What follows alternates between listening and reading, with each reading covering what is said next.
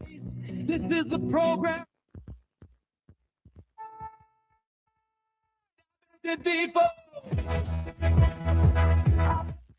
Oh, back to D4. Keep your calls coming to 081 1435 04 0776 105 105. Let's have some analysis. The panelists join us tonight on Senator Penu's appearance on the platform tonight. So let's have it done together. 081 1435 04 0776 105 105. Let's have you. What do you say? What you want to speak on? His appearance tonight. What is it you want to speak on about the county? What is it you want to talk about? Anywhere, anyhow, let's talk about it here. Hello?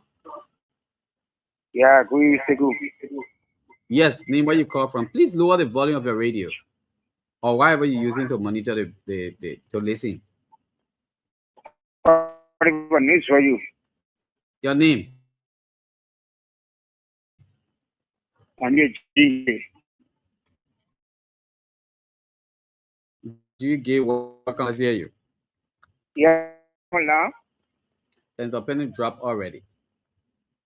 Yeah, why that be on now? Go ask a question. Senator Penu dropped already. Senator Penu came directly on the phone lines. Yeah, but Senator Penu don't be online before ask our question. Mama, ask the question. Senator Penu listening, he watching. All right, me ask my question. No problem. And so my Penu became representative for good 15 years. Or 2025. Okay. 15 years, then he became senator of Grand GEDEH County. Yeah. Now, the new hospital, the referral hospital are being open. The people already transferred for the old hospital to the new hospital. And the new hospital are not even complete. So what is intervention in a process as senator of Grand GEDEH County? Thank you. Replay what man. No, you listening, you watching. Hello? Yeah, Mr. Kuruma, good evening. I see they got voice, eh? They got get good voice. Welcome, Belikato. Let's hear you. Yeah, thank you. For me, we will not ask any question because Senator Zopin has already left finally. But our own disappointment is that your SHEKU will depend on what information dissemination to us. You did not do our due diligence. Okay. Why? Because bringing in the senator that have something you have been doing time with our numbers. Okay. You will ahead of time inform the public to get ready and prepare for question and answer, suggestion, recommendations to any of our leaders that will be hosting. But to our surprise, the senator was on. In fact, before closing our saying, if for any reason we allocate time so that you can interact with the public before you could ask your two last questions, Robert said, you let him go. Okay. But this too is Liberia. It is the way it is. I just pray and hope that one of these days you will have him back online so that we'll be able to interact with him directly. Let me tell you first thing first. Let me tell you, Belikato. Most of the people I bring on the program, they accept the WhatsApp call or they accept the link to join via the video.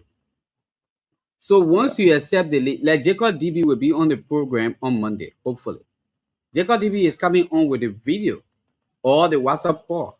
He's open up to that. Senator Penu says when he calling on video or WhatsApp, he will receive numerous of calls. So once that happens, then when he talking, he will be distorted. So he want call directly on the station phone number. Let's be sincere now. The way you calling on the station phone number, nah. If somebody calling one answering, I have to cut you off, right? So I'll be cutting Senator Penu or to be interacting with you. No. Okay. Who will hold Senator Penu and they want people to ask him questions? Thank you for The the clarity. Babuna So will not this give is- chance to people to ask the question, but he plays a smart. He called on the station line. He finished talking, ends. So I can use my personal phone number to open phone line to say, yeah, I put it on speaker. So when No, Senator that is Penu right. get in the studio, you know Senator Penu can't get in the studio, I can't open phone line. Every time Senator Penu enter the studio, I open phone line. That one he will go up, he can't down. I will open the phone line because the phone line will be free. That is true. That is true. Thank you. Thank you. Thank you for the clarity. So like that again, just enjoy and knowledge all so that we will not be expecting call that will be placed. I really wanted call tonight. Tonight, I really wanted call to come up, but he on the phone line. Now like call coming, I had to cut you up before I take that call. That's what happened, Chief. Okay. So go ahead. Okay. Thank you. Thank you. No, it's clear that the clarity you provide. So I would just say, when you're coming in like that, then you just notify us. They have a plan that tonight the program hosting with the cartoon there will be no call because we'll be using the direct line. Then by doing so at the end of the show, SHEKU will not be questioned. My man get two phones. He could have used the other phone and just come in easily. The man say he want a phone line. I was not even expecting it. So let's just that way of thinking. That political way of moving. Thank you, Mr. Goman. Thank you. Thank you. All right, thank you so much. Now keep the calls coming to 081 14 35 04 0776 105 105. Let's go here. Hello? Yeah. SHEKU, I thank you very much. But I want to ask the on the line of the driving business. That he said 20% that he'll pay the school fee. Well, how about we that pay half of the school fee that in the school? I don't know. We will be on our fees. My man, the thing is simple, right? The thing simple. Everybody that in that particular school right now, that in that school, the best thing they can do is to find Alaska Wuluba, go to Alaska and say, let our number here. And you understand? Because they're going to pay the money directly to the school. Okay. So if you in a school and you reside in Grand GEDEH, and opportunity is coming, go to Alaska bar and go tell you, say, here, in the school, I was fighting to pay, but it's not easy. Now I want to get on that particular program. We will also monitor, because most times the politicians say things to entice people, and they can't say it, but we'll monitor the process. Tomorrow, Monday, I will go to that particular school and go and go see, how it's going to be like. The administrator will have to talk to them. Okay. So if you're in our school, just find your level, go find a man. Hello? Yeah. I'm sorry, I don't call my name. Ellis Jello is my name. All right, Alice, thank you. Okay. Thank you so much. Now keep the calls coming to 0881 14 35 04 0776 105 105. Let's hear you tonight on this platform. 0881 14 35 04 0776 105 105. If you can share, that will be okay. Share the broadcast. We'll be glad that you do so. So we all can have time to have discussion together. All right? Yeah. For me, I only wanted Senator Penu to have said to the people, the particular legislative project money where they give up, my own are using it to carry the lie around. But you were just beating the air small. When they give up money, I can add my own there too. And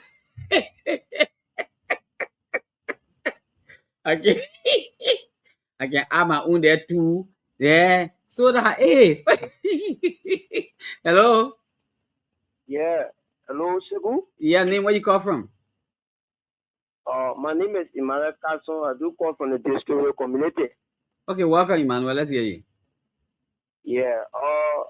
I probably call tonight to appreciate the senator work towards us as a patriotic citizen of this town. And one thing I want to show we the youth and the public at large is that our senators and representatives are doing well. Okay. They are carrying on advocacy and development towards our in making us to progress. Okay. So we have to also apply on our own to put away, looking up to the big people to always do it before we can get to them. We have to apply effort to do something. Okay. When the president see you doing something, then they will be able to add to what you're doing. Mm-hmm. We cannot even put in effort to see if we can help our own soul. Okay. Look at the beaches in the quota for even the Mora Road to come to the parking station. We're waiting for Sopeno to move from Mora to come down to Swedo to come and fill in. People can also he's developing. It is four of us. I want the youth to strengthen to do something. How many of us are making effort to say, yeah, or let's lobby while our senators are advocating for us up there for development to come? Let's lobby to see if we can hold other investors around him. Okay. Some people have the opportunity more open, but they don't want to talk. They say in America, they say in Europe, only to make money out of somebody who is in position. Okay. So tonight, I really appreciate the way in which the senator spoke to us, and I want him to stay in his ground as he has do it for tonight. Thank you. Thank you very much. Thank you. The offer was good. You have to make maximum use of the opportunity. Right now, don't sit down. If you want to learn how to drive, the driving school are here. Go there, book your space, go to Alaska. Let Alaska be able to Mr. Alaska Bar, so that he will be able to let the senator know about it, so that you guys can enroll. The company coming. For me, everybody's saying the company coming. We hope and pray the company comes. Because if we are not prepared and the company comes, what happened? The company will just come. Some of us, we will be the poo platoon people there. And so don't be poo platoon pricing. You must be in the position to work harder and harder.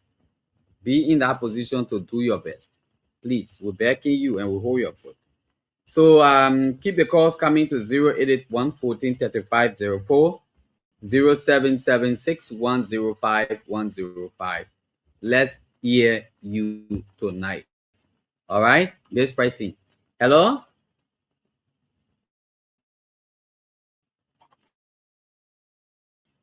Hello? Yeah, hello, brother. Martin Jalo. Oh. I don't know. Mame, go ahead, ba. Oh, thank you, ba. Uh-huh. I just want the thing in my mind.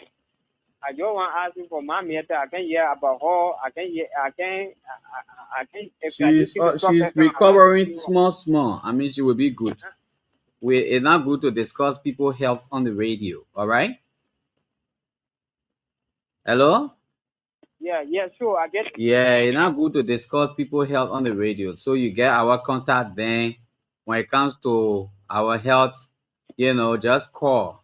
Sometimes, you discussing the pricing health on the radio is not good. But thank God, we're moving forward. Let's go to the line, take this pricing. Hello? Yes, good evening. Your name and where you calling from? I'm Arthur David Noah, Upper the Park. Arthur, welcome. Let's hear you. Thank you very much. On behalf of the Honorable, I just want to say small thing. Rumors going around, the man died, he will not contest. Even when he contest, he will not make move. He served as a representative until he got tired with it and he left. He's serving now as a senator. This man here, if he were not good human being that serving his people in this country here, do you think the time that he takes to serve the country, he was going to stay that time? My brother, when this man is living, let's try to give him the flower. Zopeno is know about people individually. Mm-hmm. And so when you run to the one that he's not doing, you do it. All of y'all will bother together, right? Mm-hmm. Yes. And so when this man is doing this thing here, if you think that they're not the rebel thing that he's doing, you that know the rebel thing, continue with it to be doing it, and I believe that everybody will be satisfied. Okay. With some different who minds are different, thinkings are different. Yeah. And so if this man is doing it all, Mm-hmm. and what you think that good for you, he's doing it, and then the country will live off. They might believe he helping somebody individual. And so Okay. they lay down that he stand behind me. I thought today, when I receive it, I appreciate it. And Okay. I believe that it can satisfy me. And that's why they might believe in. Thank you. So you that believe in pay institution for people, and you have the mind, continue with your institution, then those who can follow you. Thank you, Chief. Thank you very much for your show. Thank you. Thank you tonight. Let's take a few calls and then we welcome the panelists and the co-host to the program.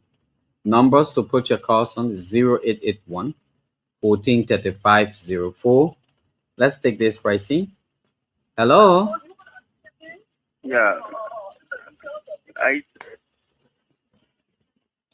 You left the line already? All right. 0881 1434 1435 04 0776 105 105. Let's hear you tonight. Let's discuss issue on this platform. What's on your mind? What have you heard about Liberia? Let's talk it tonight. What analysis will you give? To Senator Pennu's speech, his appearance on the radio. Let's also hear you tonight on that. 0881 1435 04 0776 105 105. Hello? Yes, good evening. Yep. Name? Where you come from? You sounded too low. My name is S. Aloysius Campbell from Morovia. Mm-hmm. Thank you for the show. I've been following the show for a very long time now. Mm-hmm. I want to appreciate you for that. But the fact to be, told to our lawmakers. Mm-hmm. The fact here is that it should create avenue to create jobs for the young people of Nigeria. Okay. It is travel to other places like Ghana, Nigeria. The lawmakers are opening companies. Even when they are not in power, they stay in power. The young people, they believe that they want to help. How many companies our lawmakers have in the country? How many companies or how many projects they have in the countries that will help young people when they are not in power tomorrow? So we are asking our lawmakers, those resources they get, let them invest it in our companies to help generate jobs for the young people in Nigeria. Okay. Look at the various schools in Nigeria. We have qualified teachers. Please raise your voice a little bit, yeah? Yes. We have qualified teachers from the various universities and colleges around Liberia. Mm-hmm. I want to go to GEDEH to help teach in those various schools. But how will they do that? If there's no teacher dorm to provide like pouring, safe drinking water and all those things. So these are things the lawmakers should be focusing on and then help the county develop well. Okay. I think sharing money to individuals is not helpful in the sense that the person will use it and will not have a tangible impact on the entire community. Invest in companies to create jobs for the young people, create a avenue for scholarship for young people to go out and gain that experience and education. Tomorrow, if you're not in power, they will come back and serve that country in that country. So thank you also much for the job you do for the country, and we follow from Morovia and other part of the world. We appreciate you so much. Thank you so much. Thank you, my dear brother. Thank you so much for being a part of the program tonight. So can we take 2 more if we can? Yeah. 081 1435 04 0776 105 105. I'm sure Mr. Smith and the co-host will do a lot of the talking tonight. Yeah, that one part will go or will come down. I didn't want to do the plenty talking tonight because I will just watch my color like the whole thing. Yeah, I just say, hey, Seku, you need to be watch my color man on the kind of platform. Yeah, man. But hey, nobody can go sue me for watching my color. When you want to go sue me for watching my color, I say I told the man he watching my color. The way you go watching my color, I said the man fine. Now I divide my own watching my color thing. Let's take this person quickly. Hello? Hello? Please be audible. Your name, where you calling from? This is Richard Soro calling from Caruso. You're low too long. I mean, your line too low. Okay, later. Hello? All right, your line is very, very low. Very, very, very, very, very low. I know this coming week we're going to have a lot of guests on the program. Trust me. A lot of high-profile guests on the program. We're going to keep the radio busy with a lot of people. Yeah, we're going to bring down the show. We're going to let you know what's happening in Liberia, and I can tell you for sure. Hello? You made me laugh just now, man. What's that? I want to call there. I really want for you to divine. Oh, brother, I'm the only person I know you.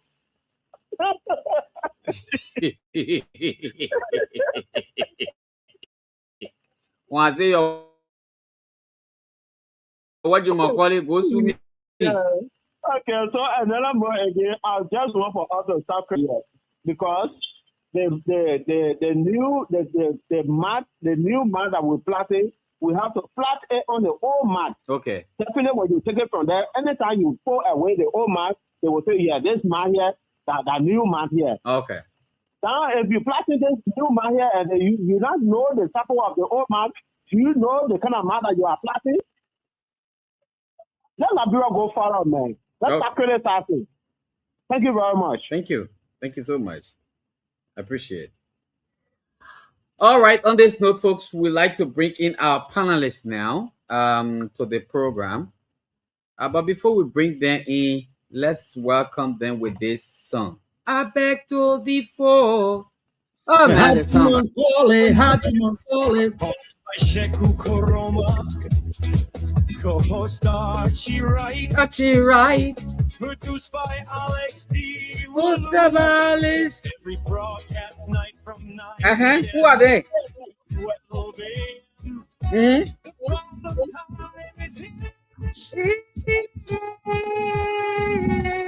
Who interests me? We connect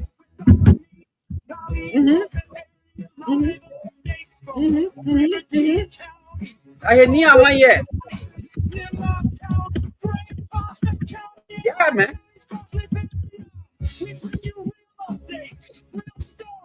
Real stories. Oh. From 10 p.m. The discussion begins. We bring in powerful guests to break down the issues that matter most. Our strong panelist, Mr. George Newbo. George Numbo, man. The veteran Smith. That's the name I wanted to hear, man. That's what it right there. What? Folks would like to say welcome, welcome, and welcome. And they are right here tonight.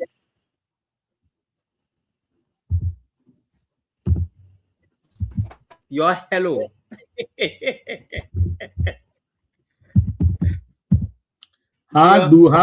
Your hello there. Why we put them white together? The man get white, I get white. The two are discussing. I don't know what they are playing from.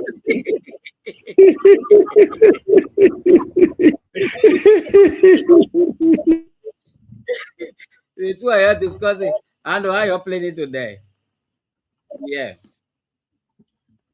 Get writing on your own a white. I get no writing on my way. Okay, but then no problem.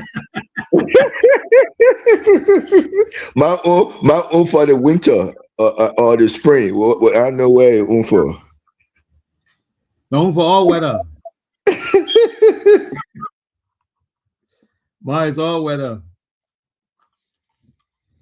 But our guest is trying to come on. Benedict, we say he's trying to come on. So if you see him, just bring him on. Sure. I'm watching. I'm watching too. So I'm hoping we'll keep discussing with the callers. Until Benedict come on. Because I want us to really talk about Zopiano. I listened to the interview. Veteran, did you listen to it? Did you follow it? No, I didn't have to get it. I was looking for stream, yeah. Maybe it was not on stream, yeah. So I know how to. I didn't, yeah. You're looking in the wrong place. You should look on Facebook. Maybe Facebook, maybe. Okay, but my own Facebook, I left Facebook too much. So yeah, you're looking in the wrong place. What kind of place did you get? You. Yeah, Facebook, not my friend. Yeah, sometimes you click on the radio link. I mean, you're listening to the radio. You know what? The radio link. I know what happened. I need to find a break. Let me take a water break while Mr. Smith is talking. I'll be right back. I just want to take a water break quickly. Oh, no man, we know where you're up. Anyway, you already told us. He said you're not talking, so we talking today. Yeah. But it's been an interesting day, Mr. Wright. It's been a very interesting day from what we discussed last night and what is happening all the things we said last night is what happened today with Sam Jackson. Everything we said it happened today. I mean, so it was just a delay just for another day. But if that were brought calm to Sam Jackson, I appreciate it. And he and a lawyer went to the police station. But just what we talk about, that's what happened. The only difference, maybe I managed to put it next time, have a psychology with you. So to calm people down who might not be going some of this, what Mr. Jackson was going through, to bring them down. But if his political people can come and bring him down, then it solved the problem too, because I saw Malu and he want answer question. But then what are you doing at the main hall? If you want answer question, we want to say you're there to support your brother. So if all that helped to bring him down, and hearing him saying the police have the right to talk to him, he just didn't like how they came with ammunition last night. So if that solved the problem, I was happy today it went on. Okay. So Mr. Wright, I know how you look at it. Yeah, so before I do that, let me welcome our people here on the show as well. Our very committed followers here. Mr. Alexine G, we are aware. Sorry if I'm calling him the wrong way, but he always on the show with us. I want to appreciate your person here today. Mr. Wulu Gawe, welcome to the show. Mr. D. Nathaniel Sagba, thank you for being part of the show. He said, good evening, Toughy family. I'm from Garleytown, Boulder, Grangeville County. Also, we have Samuel Faya, is that how you pronounce it? I'm following you guys closely. S. Aloysius Conway, I'm following closely from Brewerville City. Thank you, Aloysius. We also have, that was Aloysius. Okay, that was it. And so keep following. If you got a comment, post it in the chat room. We'll read it, and if we'll have the comments, we'll comment to that too. But thanks for following. Yeah, so you're right, Mr. Fred Veteran Smith. I was following the news today, and I said, we really foresaw this thing, because everything we talked about yesterday, that's exactly what happened. And because, how'd you call it? Mr. Jackson is fully aware of it. Everything. This is where I don't agree with you, Veteran Smith.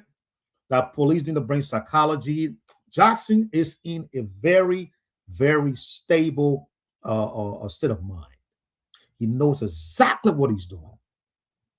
The guy is trying his best to not only demonize the police, but he is trying to politicize it. You just spoke of what's the name? Former Chairman Molu going to his residence. This is what he wants. He wants to play the victim card. So all the other people run to him and say, "Oh, remember, were you?" And whether tomorrow, if the evidence points to the fact that he is involved into this, we don't pray for that. But if the evidence points to that, they put also in the witch hunting of Samuel Jackson. This is the game Samuel is playing. He knows that. He knows that very well. And this is what gets to me. Because this is your wife that you have presented to the Liberian people. And said, look at my beautiful wife. And this woman died in our country. And like I said, Veteran Smith, we do have a very healthy community, Liberian community in South Africa. We do. Why do you want to endanger the life of the people? The South African already is xenophobic. They don't like, the fellow black foreigners in the country. Imagine the thing appears on their article, SABC, the South African Broadcasting Corporation. Imagine that. What that's going to put the Liberian community in. So you got to think about that, Samuel. It's not about you. So cooperate with the people. Calm down, cooperate with the police, and let's get to the bottom of this thing. But I'm glad, like you said, he's doing that now. One video I watched today, he said he contacted 3 lawyers. You know that. You're educated, man. What you're supposed to do first. Contact your lawyer. Not going around calling people Gestapo and pointing to one of the guys that will kill their father. Look, I cannot tell you talking. We killed his father during the war. Are you kidding me? I mean, this guy, the guys don't respect the laws in our country at all. There is no way Samuel Jackson will ever make that kind of statement outside of Liberia. Point to the people, you recognize the man. He said, I believe that we killed his father in the war. What? You see that kind of thing? You cannot do that. I don't care how much angry you are. You can't. And he knows it. Well, he went ahead and did it anyway, But we're glad the situation is moving, the case is moving forward. Follow some of the how about some of the young men? Some of them disappointed me. The jail was so agitated. They went there, said the police should wait for 3 or 4 days and let the man rest because he bereaved. I mean, some of them they're not aware of their own constitution, what the purpose of the police, what they're supposed to do. We need to reintroduce some of the things in our school, civic education, because I was so disappointed in the way the guy was talking. I mean, he just went after the police, but don't know the rule. He met with St. Jackson saying, yes, I know the role of police. I just did not like the way they came with gun. That's all. But I know they sort of do their job. But the people who said they were the follower, they didn't know at all who came there to protest or what. They didn't even know the role the police sort of play. And who can you blame? Who should we blame for lack of knowledge of civic education and knowledge that people sort of know? You can't politicize such a thing when you should know what to do. But just when they're anyway, they say, why are you here? I'm just here because I see the police. They do it before and we here. You see, so, I like the way the reporter asked Molu. No, I want no comment. But why you want comment? I just here to support.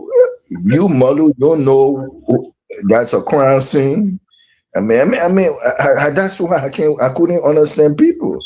That whole era is a crime scene. They should not be there in the first place. That place will be put off, tips put off, and nobody goes until forensic expert go in there and examine the place. Yeah, our police been so nice, but being nice is not the right word because they sort of do their job. Yes. You sort of do their job. Being nice, no matter how they criticize you, you sort of do your job. But Veteran Smith, this is where Yeah. Samuel Jackson, who is the experienced, well-rounded guy, is supposed to say, no, you're holding my people. This is the death of my wife. The police need to do the job. But he incited people. I mean, everyone watched that video, man. He sort of watched the guy. The lady that stopped in the guy would not stop insulting. You can't do stuff like that. There's nowhere you're going to do that kind of thing. Nowhere. Only in Liberia, that kind of thing is happening. Only in Liberia. And I hope Gregory Coleman looks at that video and examine the way he handled that stuff. Because it should not happen that way. And as a matter of fact, like you said, right now, that house is a crime scene. Sam Jackson and whoever is there should not be entering the yard or even staying there. They should be out of that place, someplace else. Until the case is done. All the police say, after we're done, examine the crime scene, you can go back now. And one of the things I want you to touch on, he said, is this unusual that if there is a death and the husband is there or the mom or dad is there, that we should take into consideration the loss of the loved one and how would you handle it? Because this will be a case book study. How do we handle both? How, or police should just do the job and maybe take whoever, maybe take them somewhere because there's a crime scene. What is the best way to handle such a situation? Because this won't be the last. It will happen again, but we got to learn from somewhere. We shouldn't politicize it. I know about that, but how it should be handled. I mean, just as is, because in the end, the evidence that will either exonerate or convict will have to come from that scene. And as it is now, that entire scene is so compromised. It's so contaminated. People going in and out of the house.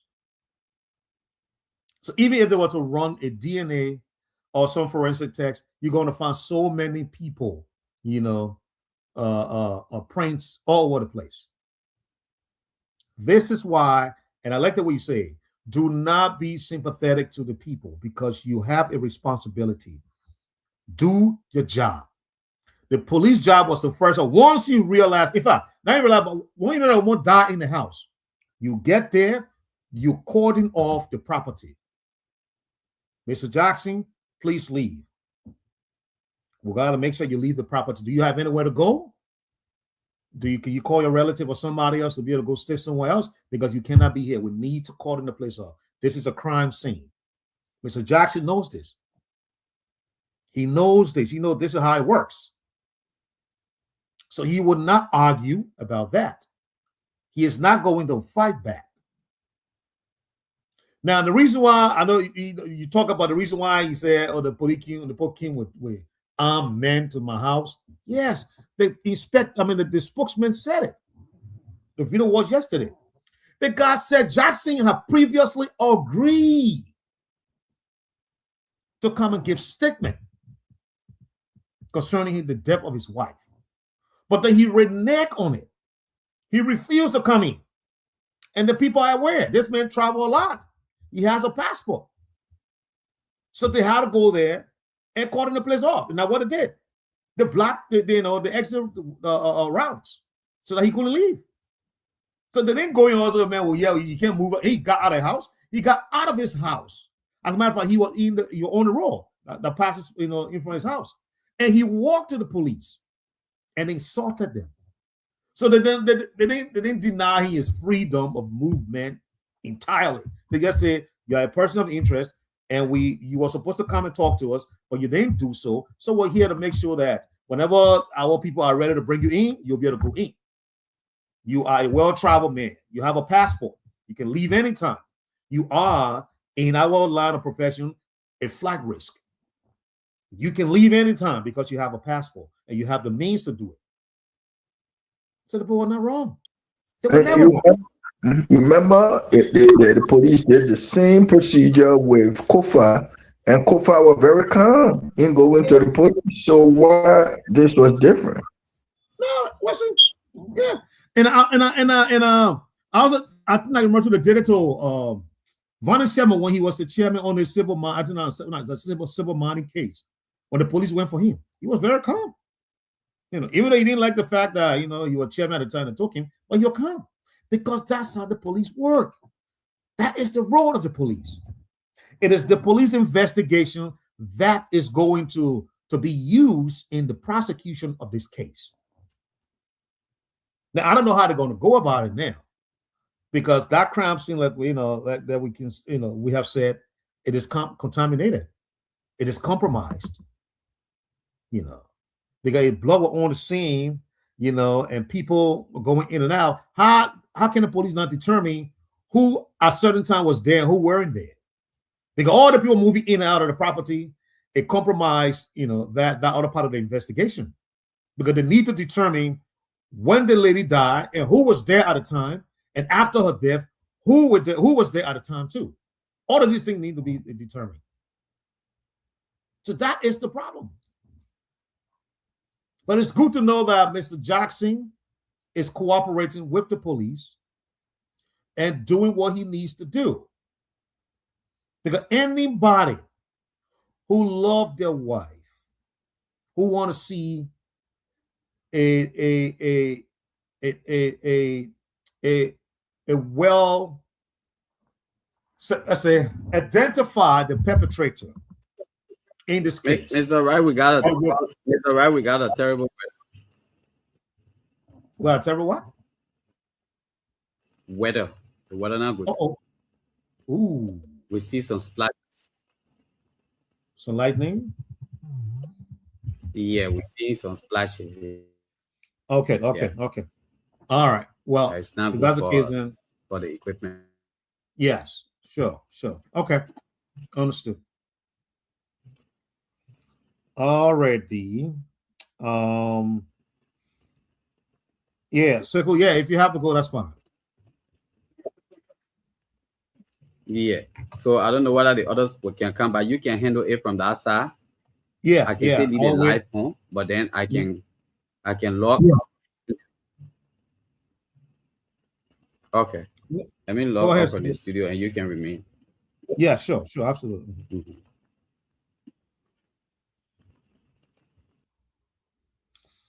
All right, folks. We're still live here, but the weather condition in Zwedru City is not cooperating. We want to be very careful with the equipment, and so the studio has a log off from the programming, but we will still do what we need to do on our end here, and be able to conversate with you. So we beg your indulgence to remain with us and be part of the show. Veteran Smith, the studio had to drop off because the weather condition in Zwedru is threatening. It is not good for the equipment there. SHEKU said the lightning going off, so they had to drop off. So we're currently screaming without the radio station. But we're here, as usual, we do this all the time. The veterans are here, and we're waiting for all the panels to join us. But like I was saying, veteran, we can now take, a breather from all this. The fact that Mr. Jackson is cooperating with the police, because this is the best thing to do. At this point, it is not just about him anymore, because the lady is not a Liberian. She is South African. And we need to be able to show to the South African that we are a nation of laws. And that when somebody comes to our country and they meet their untimely death, unfortunately, we as a country would do our level best to provide closure to her family and to the nation that she's from. And this is why it is very important that Mr. Jackson continue to show his support. I also heard, Veteran Smith, that they have the guy, I think 3 people of interest, the cook, whom I always say she was supposed to be the first person taken into custody or acts, as a person of interest because she was in the house continuously. She knows more than anyone else. You read some of the statement from Mr. Jackson. He said he told he implicated the cook into the time leading up to his wife's death.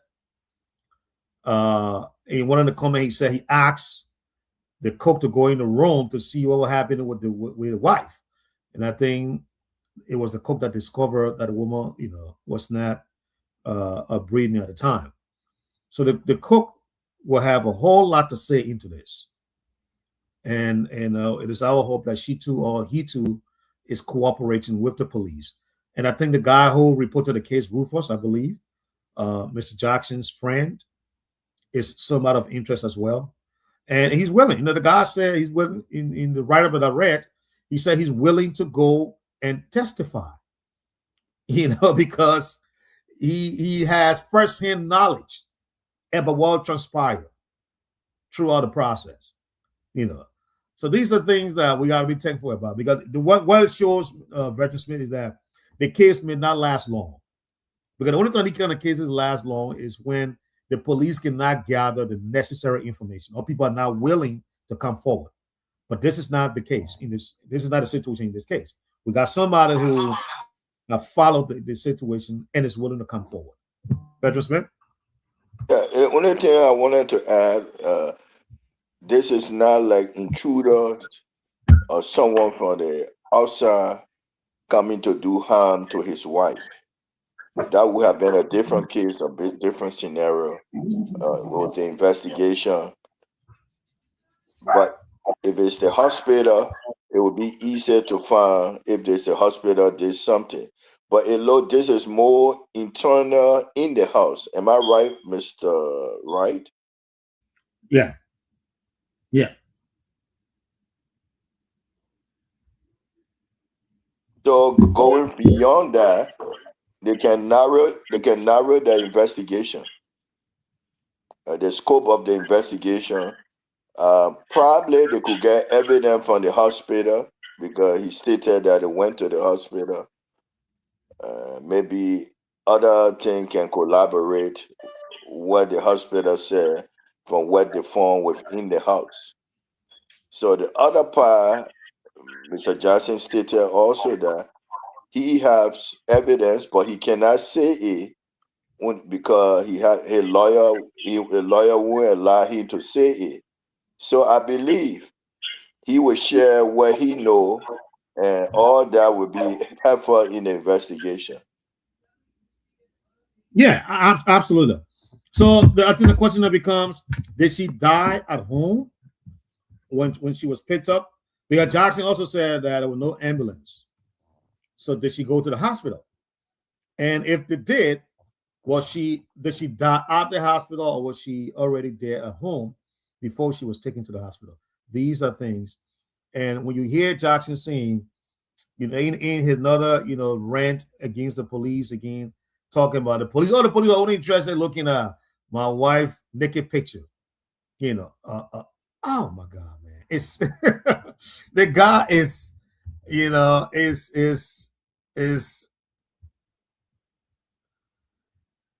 But one of the things, if it's true that he said he have informed he was the first to inform the embassy, he was the first to inform the family.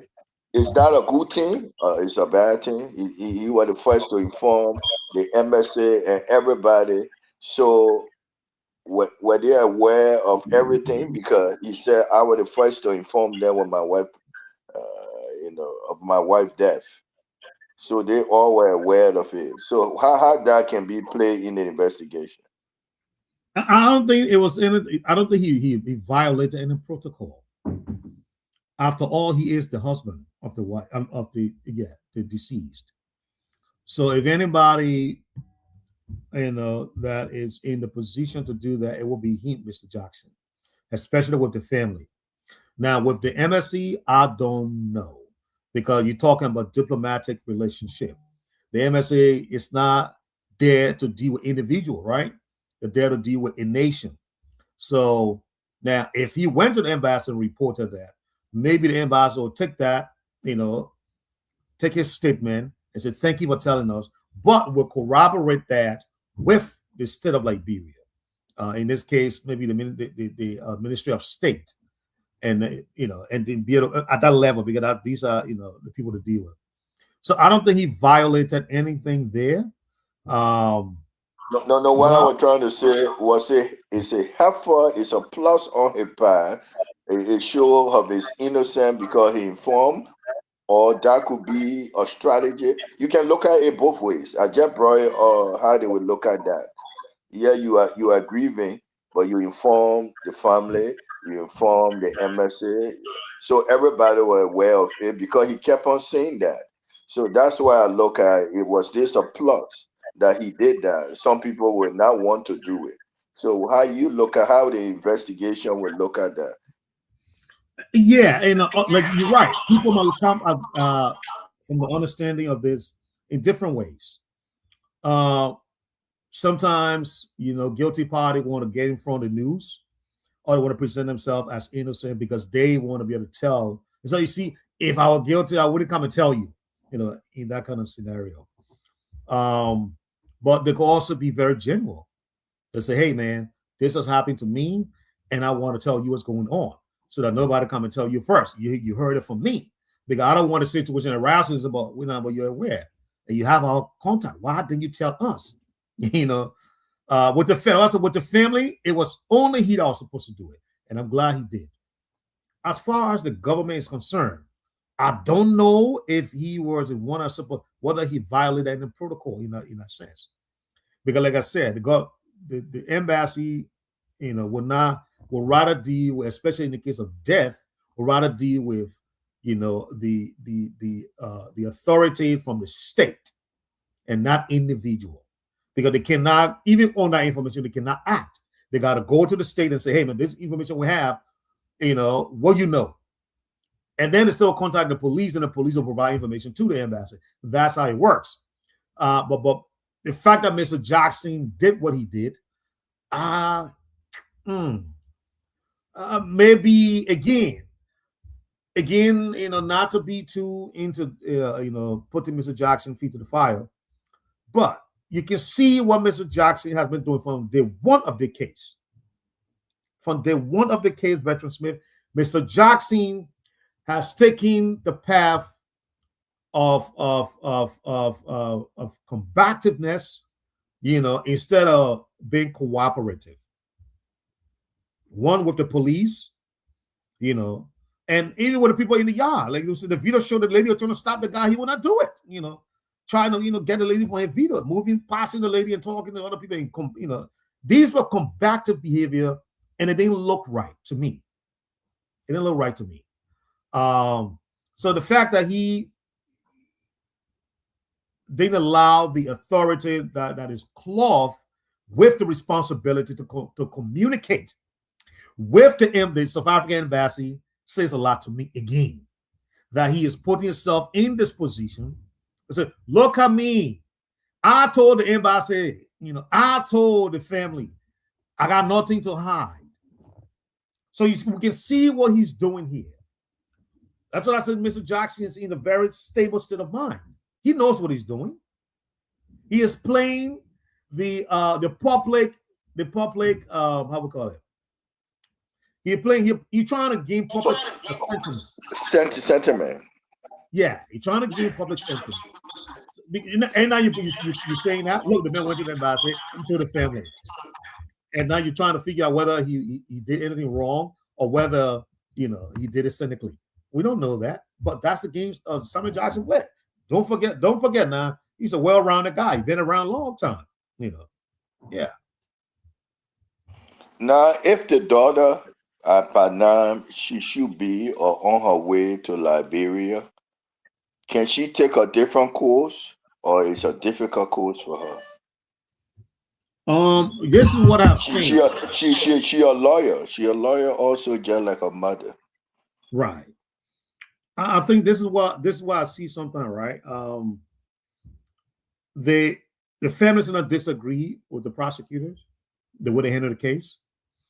And sometimes they would say, well, we want to bring our own lawyer into the case to work with the prosecutor, And she being a lawyer, she might want to say, hey, man, look, can I work with you? I want to look at the evidence in the case. I want to review the evidence in the case. I really want to see what happened to my mom. But he said something today when they interviewed him. He said he have 3 lawyers in mind, but it depends. One that will represent the family in agreement, one that would be neutral, who don't know anybody, and you call the third category, I can't remember. But 3 lawyers, but he said which one will come? He said, I don't know, but I gotta look at these 3 different categories. One that will represent all of us, interest, the family, one that be independent, don't know me, just represent. So if you were in a case, which type of lawyer, because he himself was thinking which lawyer that would be good for this case? An independent lawyer, one that represents the family interest and everything, or he mentioned a third category, I can't remember. Which lawyer will you take? And the guy, I saw him, but I don't know much about him, the one he selected. Well, if I was in his shoes, the first thing I wanted to find somebody who is well experienced in these kind of cases. A defense lawyer that knows the Liberian law, and have prosecuted or going through cases like these, because already, even without going to trial, in the court of public opinion, he is guilty as charged. Secondly, you have a close friend of his, Mr. Rufo, I think Dari, I think you need Dari or something. Mr. Rufus is coming forward and giving a vivid insight as to what transpired throughout the period leading up to his wife, Jackson's wife's death. So all of that going to play into the case. And then I will also think about the end result. If I am found guilty, I'm either going to go to jail for life. I don't think I'll ever have a death sentence. Either go to jail for life or go to jail for a very long time. So it's not, when I'm looking at lawyers, if I was in a case and looking at lawyers, these are the things that I'm going to look at. Someone who is experienced, someone who understands Liberia criminal judicial process, and someone who has really dealt with cases like this before, but most importantly, somebody who will believe me what I say, because you want a lawyer to believe you first and foremost. Because I want to be able to prosecute your case. If they don't believe you, then they're not going to go out and prosecute your case the way they're supposed to do it. But somebody who believe me when I tell them my side of the story. Okay, if you can't find that kind of lawyer, then of course you're already deep in the hole. Because for being a public opinion, you're already fighting a losing battle. Your wife died with all the bruises, all the marks on her, and your close friend is coming to say, yes, this man used to beat on his wife, and I warned him one time that you can't do that because you might kill this lady, and no real man beat a woman. Is it a guy named Rufus Berry? Yeah, last name is Berry or what? Yeah, okay. I think I know him from California. So I know him from, and he's a good writer too. He like to write. Yeah. So I know him as a good writer. So to find out there are 2 friends, and he's saying he aware of it, that could be a heavy blow, because there's someone inside of your corner that the government could use as a strong witness of interest. Mm-hmm. But not only that, the guy is willing to come forward. That is the thing that Sam Johnson is looking at. in cases like that, you find witnesses that are not willing to come forward. They are afraid. But in this case, Rufus Berry is willing to come forward. He's cooperating with the police, because the guy said, I've spoken to Mr. Jackson, about this thing and how he should stop beating on his wife. And 2 different occasions, one on a plane, and the next one was a Royal Hotel, where she showed me her bruised eyes. So but Mr. Ray, I'm not cutting you off. That's a good point you brought. When we were interviewing him today, the veteran always look at interesting information. Mr. Jackson said, like any marriage, there is a problem. I can't say we never. Then the guy asked the reporter, he said, was it a physical fight? Then he said, there are certain things I can't get deep to. My lawyer won't let for me to go in deep. But like any marriage, there are challenges, things happen. And then he said, when the last time, he said 2 years ago. So, Mr. Wright, 2 years ago, and what happened now, could it matter in this case, or Mr. Berry might have something recent?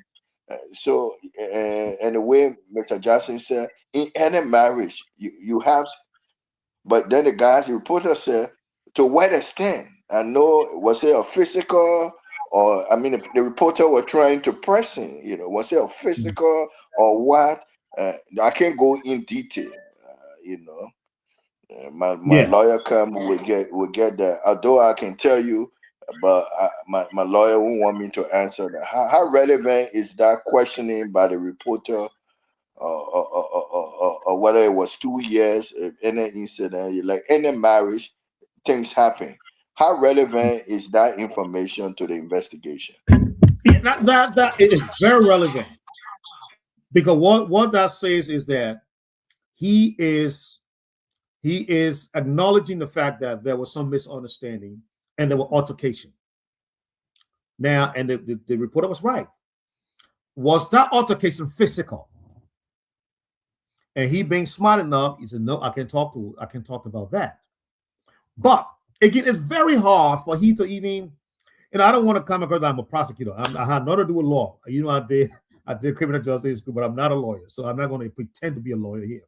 But the fact that we see evidence of how you call it? Evidence of beating on the wife, the deceased wife, or bruises, of mark and other things. So we see, some bruises, deep laceration on her arm, swollen eyes, black eyes, and we see all of that. And the fact that Mr. Jackson said on tip of Veterans Play, you said that these things happen in every marriage. That's another people. If I were prosecuting that case, I could hold on to that, because in court. But he said he can explain that. He can explain what happened. Can health have this impact that could be Mr. Jackson most help? If it's health related, that could create marks and other things.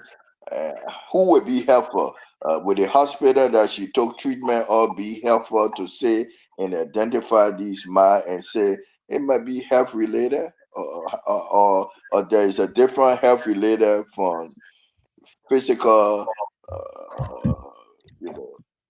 domestic, thing that happen when husband and wife rise up against each other. Yeah, but how do we explain that? Mm-hmm. How do we explain that? When you read Mr. Barry, Mr. Barry gave us an insight into exactly what happened, because he narrated it, over time. He said the first time it happened, he went to his friend on a plane and told him, he said, dude, you can't do this, man. This is not right. And he was speechless. He didn't say one word on the plane.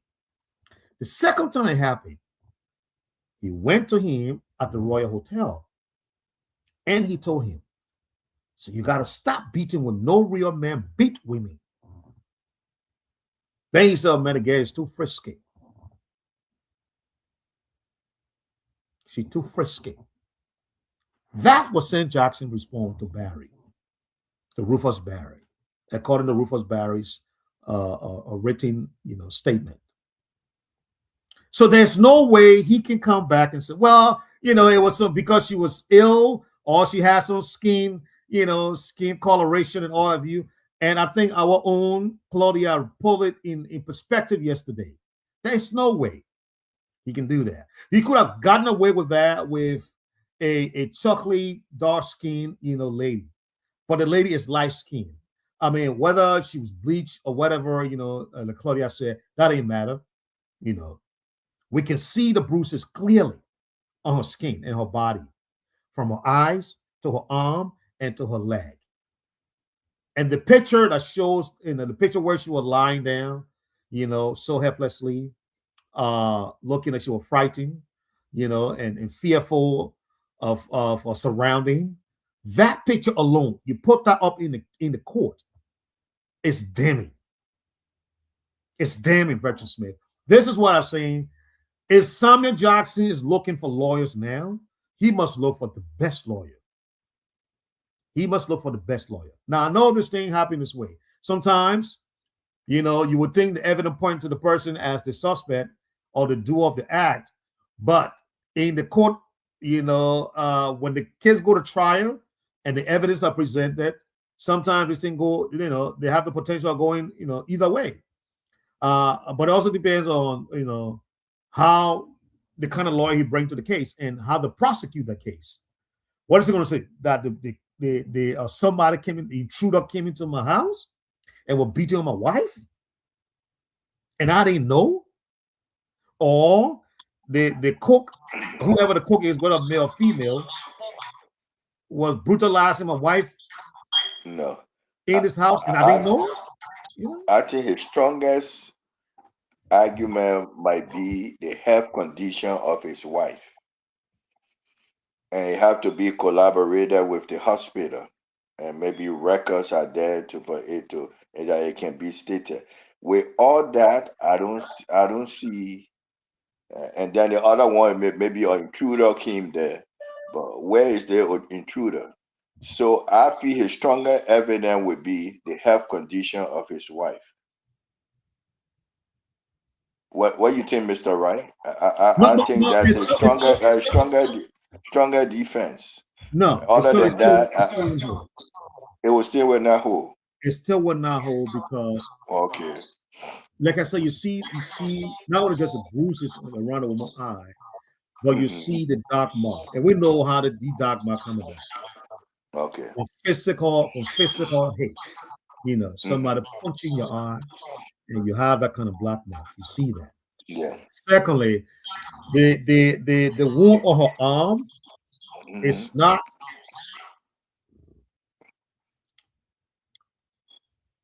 We got your kid out with us.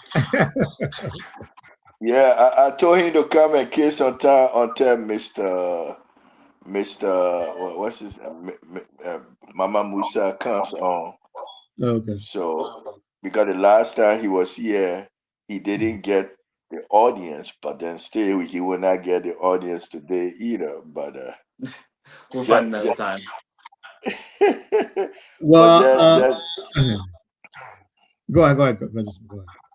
Just to maybe a young person perspective, maybe it might help us in this discussion and other things to bring calmness in a family, devastated with this type of situation. Maybe he, as a teacher, a writer, can show some light on where we are discussing. I don't know whether you heard some of the discussion that anyway we have with Jakarta Kafani. He is a writer, a teacher, artist, a singer, everything. And he's a young man, and he understands some of the challenges students, young people encounter. So we're just talking about a subject matter. I don't know whether you have ever experienced that, where there's death in a family, husband and wife. Your wife happened to maybe pass away, whether in the house or, but just go through that trauma where the family goes through. And you being a teacher, you have students too go through certain tragedy too. Definitely. How do one cope with it? How do you yourself cope? You have seen some of your students cope with the challenges and the crime and different things that happen to them might not be similar to what is happening with this family, wife and husband, whether the domestic violence or whether it's health related, just going through death as a whole. How you understand death and the tragedy of death on family as well as nation and as people, just the subject of death. Yeah. Death it feels so final, and because it feels so final, it's so hurtful. And even though it may feel final, many of us know, no matter what your spiritual background may be, whatever religion you may practice, many of us understand internally that there is something more past this, that this life here is not all that there is. And yet, despite this understanding, it can still be so challenging to come to terms with the fact that someone that we loved, we cared for, we saw every day, we don't get to experience life with them anymore. And there is no way to recoup the hurt. There is no way to take away that pain. That pain of hurt and loss is natural. It's a part of life. And I think the first step is to not convince ourselves of anything else, not to convince ourselves that it doesn't hurt, to convince ourselves that it's not painful, but to rather sit with the pain for a minute. And you don't want to let that absorb you. You don't want to let that pull you into a depression that you can't get out of. But mourning is very real. And mourning is in some ways sadness, but mourning is also in some ways a celebration.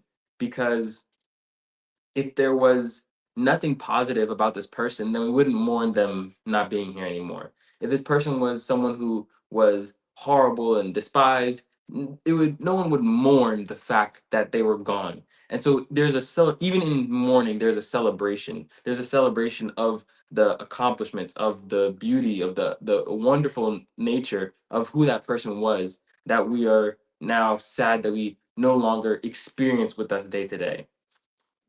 And in terms of moving on from it, what I see as most impactful is to understand that while someone, you may not experience them in the day to day where you can talk to them, have a conversation, go to lunch with them, you know that that person is never gone because of the impact that they've had on the world.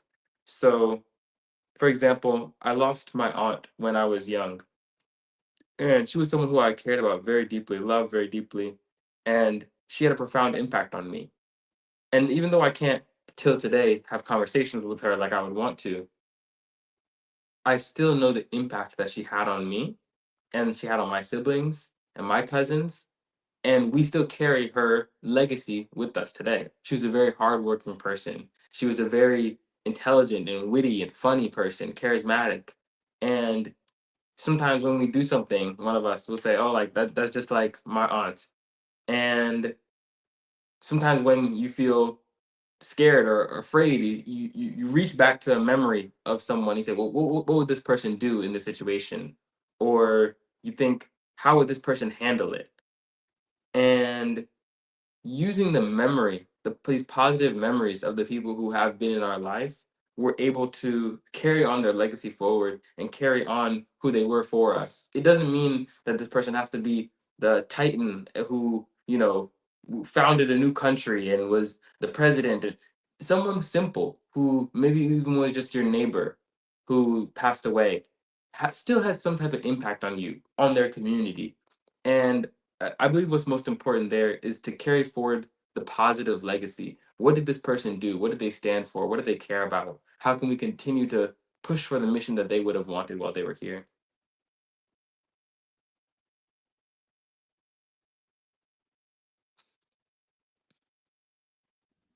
Yeah, I mean, I agree with you, Mr. Kafani. But I don't know if the veterans were briefed you on the current situation we're dealing with. So a lady passed away. She was killed.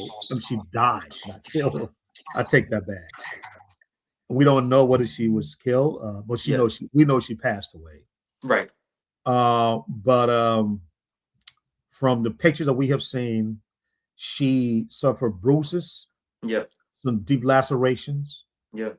And from the statement of the husband, we were told that she fell and knocked her head on something, right, and that may have caused her death. Right. Yeah. And I just want to know, from your experience, how would you approach this? Is this something that you can buy into, coming from the husband, or should the law, or should the public, in this case, look at it differently? This is difficult because everybody wants to know the truth, right? So what's the truth? But you have to understand that there's first of all, there's multiple truth. So you have the factual truth. Now, the factual truth is something that very few people will ever fully know, because the factual truth maybe is only known by the woman, rest in peace, herself, and maybe potentially the man. Maybe that may be the factual truth of what really happened that led to her death may only be known by one or two people. Then you have the legal truth, right? The legal truth is, well, what can be proved? What can we investigate, find out, uncover? But we know that even though someone may be investigated for something, the result of the investigation may not always agree with the social truth or the public truth, which is what most people think actually happened, or the general opinion is. And so I find that even though it is tempting to say, oh, I don't believe him, or I do believe him, or no, he was set up, or come up with all these different possible ideas and opinions, I find it more important to work on how we as a people, because we're not the police officers, we're not the government here. And so as the citizens, as the people who are supporting someone, or is at least someone who is saying, my condolences to herself and her family, right? We want well wishes for her family. The best thing that I believe we can do is to protect the process that allows the truth to be discovered. True. And we do that by not engulfing the whole situation in flames of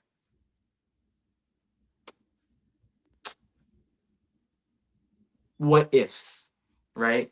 Flames of saying, oh, this is definitely what happened. And it's so easy to say, oh, I know what happened, but you don't, right? Because if you're not there physically to see it with your own eyes, then you don't know exactly what happened.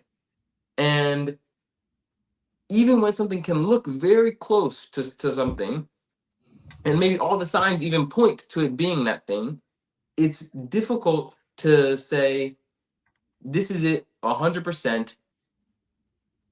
and to not be at some point still not even telling the full truth to yourself. Because if you say, oh, I guarantee I know what happened, this is it, this is the reason, he's to blame or she's to blame, or whatever else, you point fingers, then you are creating a narrative that you yourself know may not be 100% true because you have not observed it yourself. And right now, in the world of social media and online, it's very tempting to look for a story or to say something that will get a lot of views.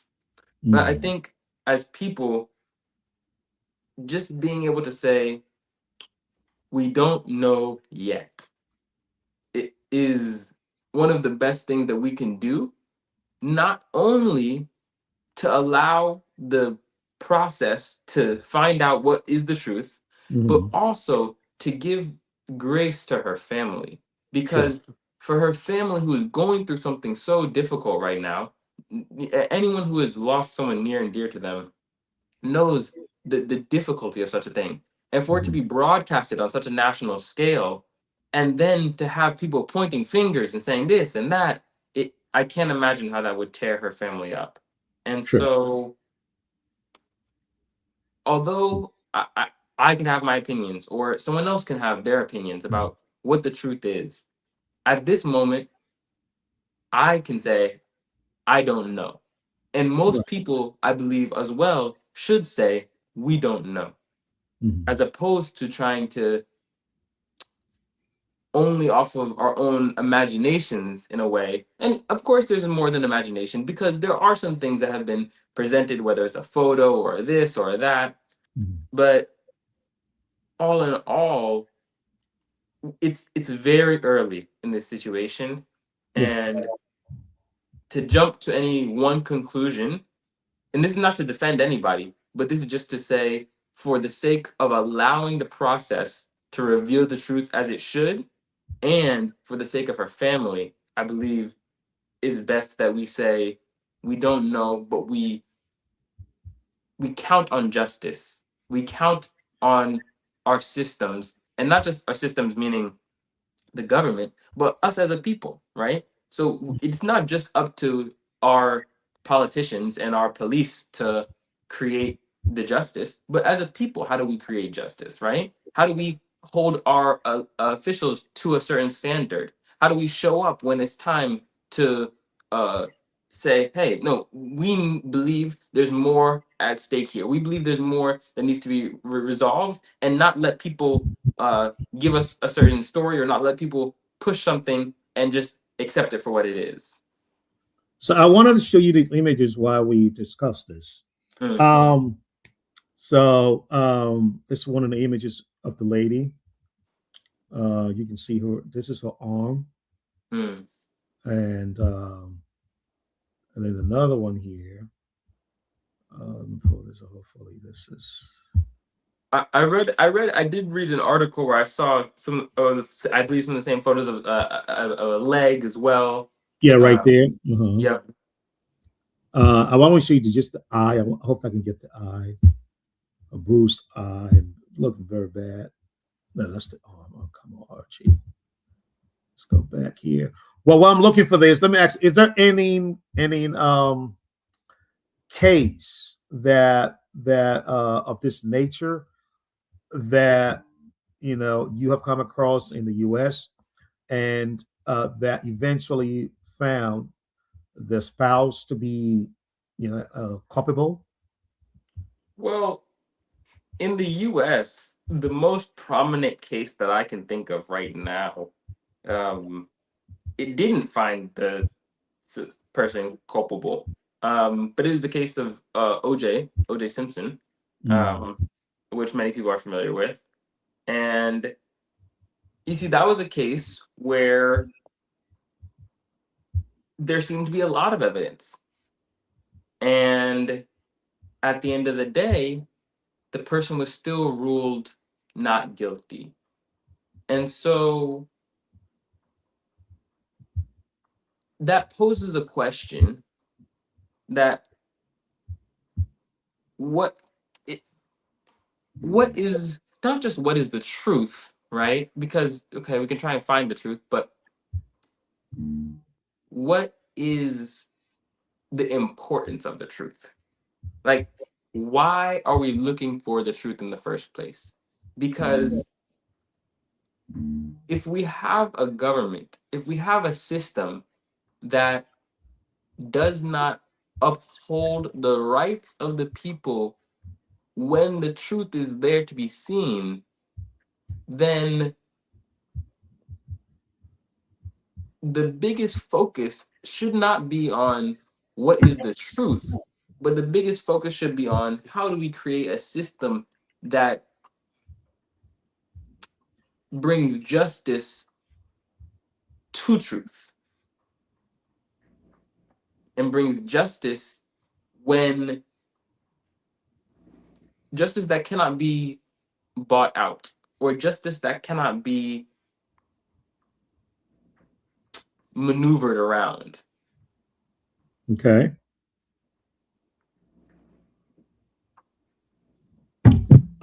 Yes, and Veteran Smith, you want to come in? Yeah, my question would be with him: is there his experience when it comes to grieving? When it comes to grieving, is there a certain way people can grieve, or there are multiple ways people can grieve? And how should we look at grieving when we're trying to find the truth? There's definitely a multitude of ways that people grieve. Some people, they grieve in laughter. They laugh about the time that they had with the person. They laugh because they laugh to keep from crying. Some people, they grieve in solitude and they need to be by themselves and alone and time away. Other people grieve by partying and they say, I want to forget about this, and they go out to party and drink and this. There's a multitude of ways that people grieve. And there's not any one right way to do it. There is, however, a difference between grieving and wallowing, right?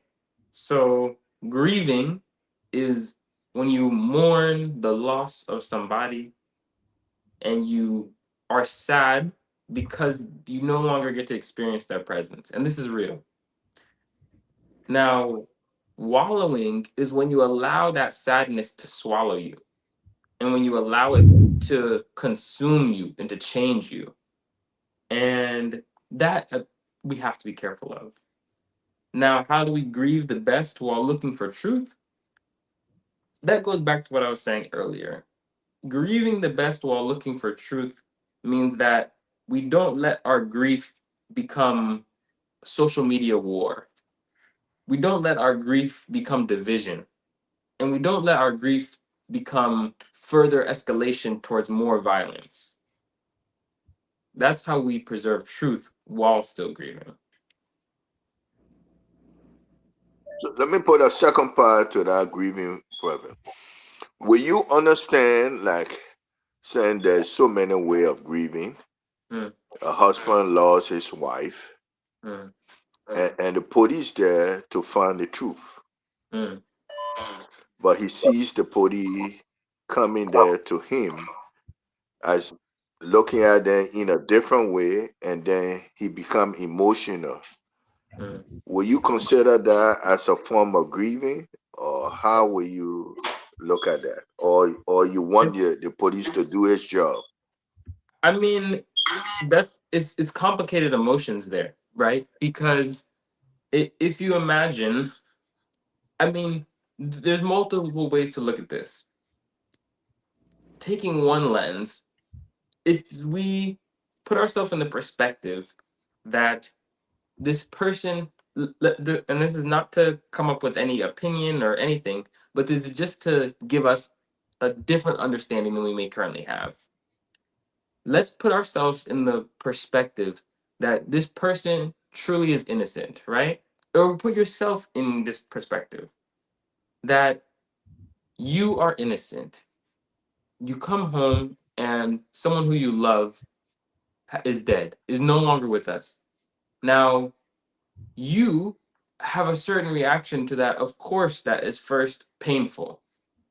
Now, once this is now reported to hospital and police, etc., now the police are coming to do their job, right? Everyone has their own job, and police are coming out to do their job, which is to, one, investigate, two, to understand the scene, and to do what their process is. No matter who you are, if you are the president or you are any regular person, if police come to such a scene and you were the person who called the police or called the ambulance, then it's going to be natural, no matter who you are, that they are going to have some questions for you. Now, them having questions for you, let's say, like I said, once again, if we're creating a scenario where I say, oh, I truly was innocent, and the police had some questions for me, that would still be extremely difficult and would make me still emotional. Because now I'm saying, I just lost this person, and now I'm being accused, or now I'm feeling like there's all the pressure is on me, and I'm just trying to deal with the fact that I lost this person. Now, like I said, I'm not claiming that's the truth. I'm not claiming this is right, but from a multitude of perspectives, we can understand that grief, like I said, can look many different ways. Sometimes when people are grieving, like I said, they're extremely emotional. Sometimes when people are grieving, they're very quiet, very silent. And you would think, oh, do you not care?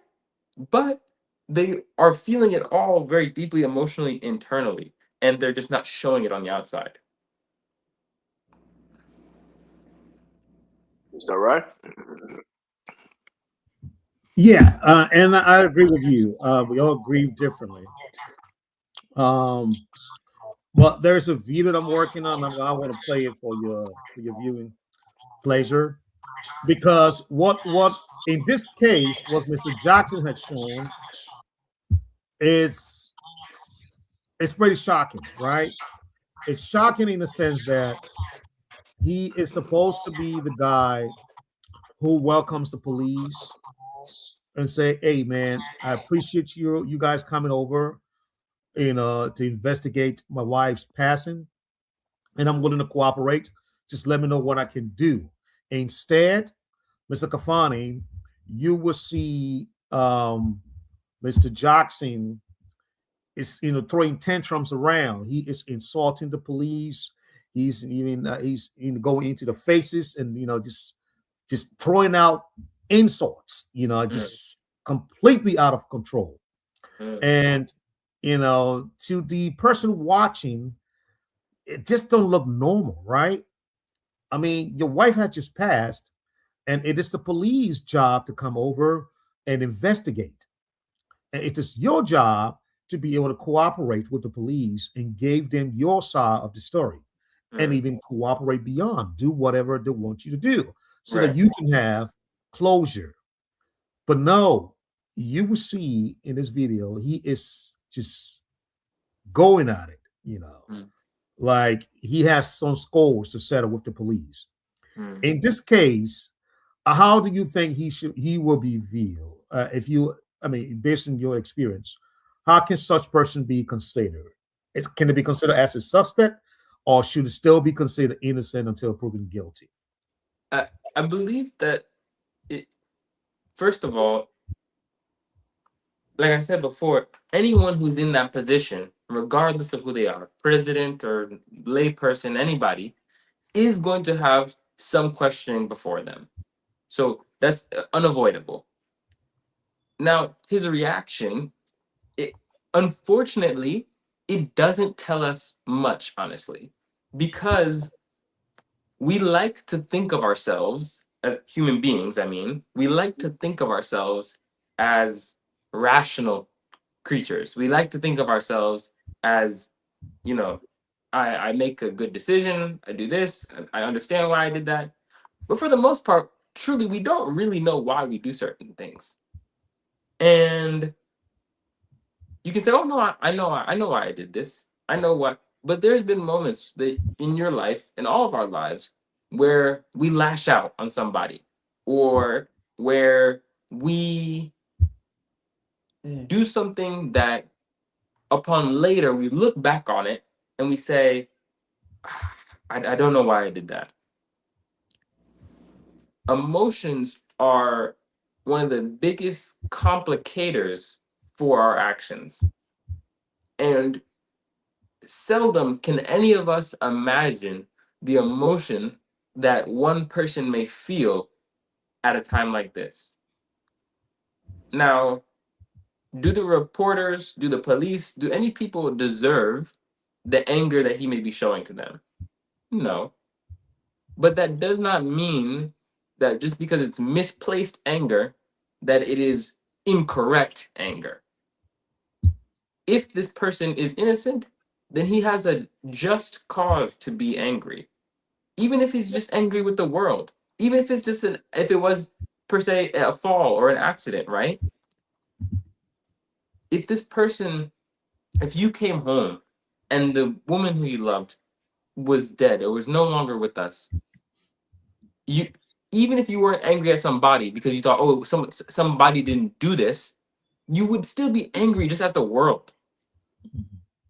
And you're going to let that anger out, especially when now it seems like you are the one who's being targeted. And so I'm not surprised, quite frankly, that this is his reaction. I think the rational, the logical reaction is to cooperate and to understand and this and that, right? But this is not a logical time. This is not a rational time. When a child passes away, when a wife passes away, when you lose somebody who meant so much to you, your rational brain is not what's leading. It is your emotions that's leading. It's your frustration, your anger, your sadness that is leading what you do. Now, like I said, once again, this is not to defend him, to support him, to create any position. All I'm saying is that at the moment, for most of us, what we can say is we don't know. And we have to learn to be okay with saying we don't know yet. Okay. All right. Mr. Kafani, thank you for that. We do have one of the panelists to join us. Madam Claudia, how are you doing today? Yes, I'm here. How is everyone this evening and this night?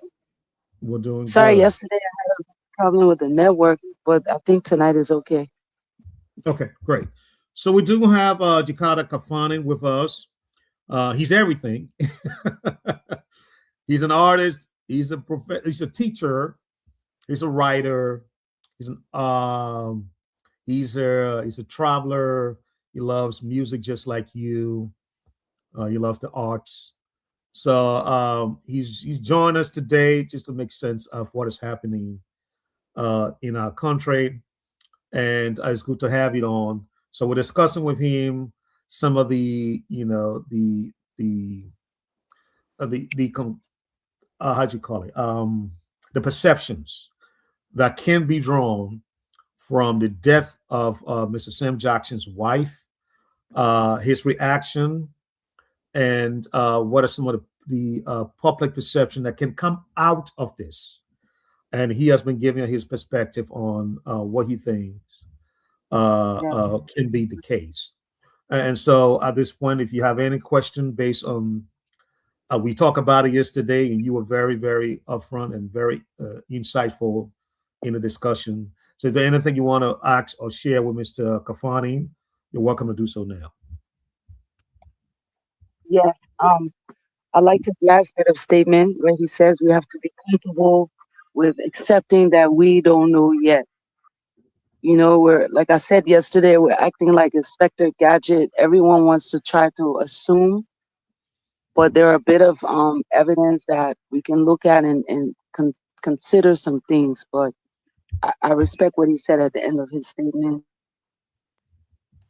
And I want to ask you, Kafani, has that been like a real issue for us in Liberia to always assume and then later find out it's not what it is, and then it always leads into a lot of chaos. Do you think that's something that has become typical of we the Liberians? I believe that's something that's become typical of the world. It's not just an isolated thing to Liberia. No, it's something that is unfortunately the plight of almost every nation right now. We are in the greatest time of misinformation that there has ever been. There's more opinions, facts, stories, narratives, videos. I mean, now with AI and things, there's generated videos that look real but are not. It, there's so much that they used to say, okay, photos or it didn't happen, or videos or it didn't happen. And like I said, now even those photos and videos are beginning to become questionable. And so it really calls on us to say we must become more tranquil of mind.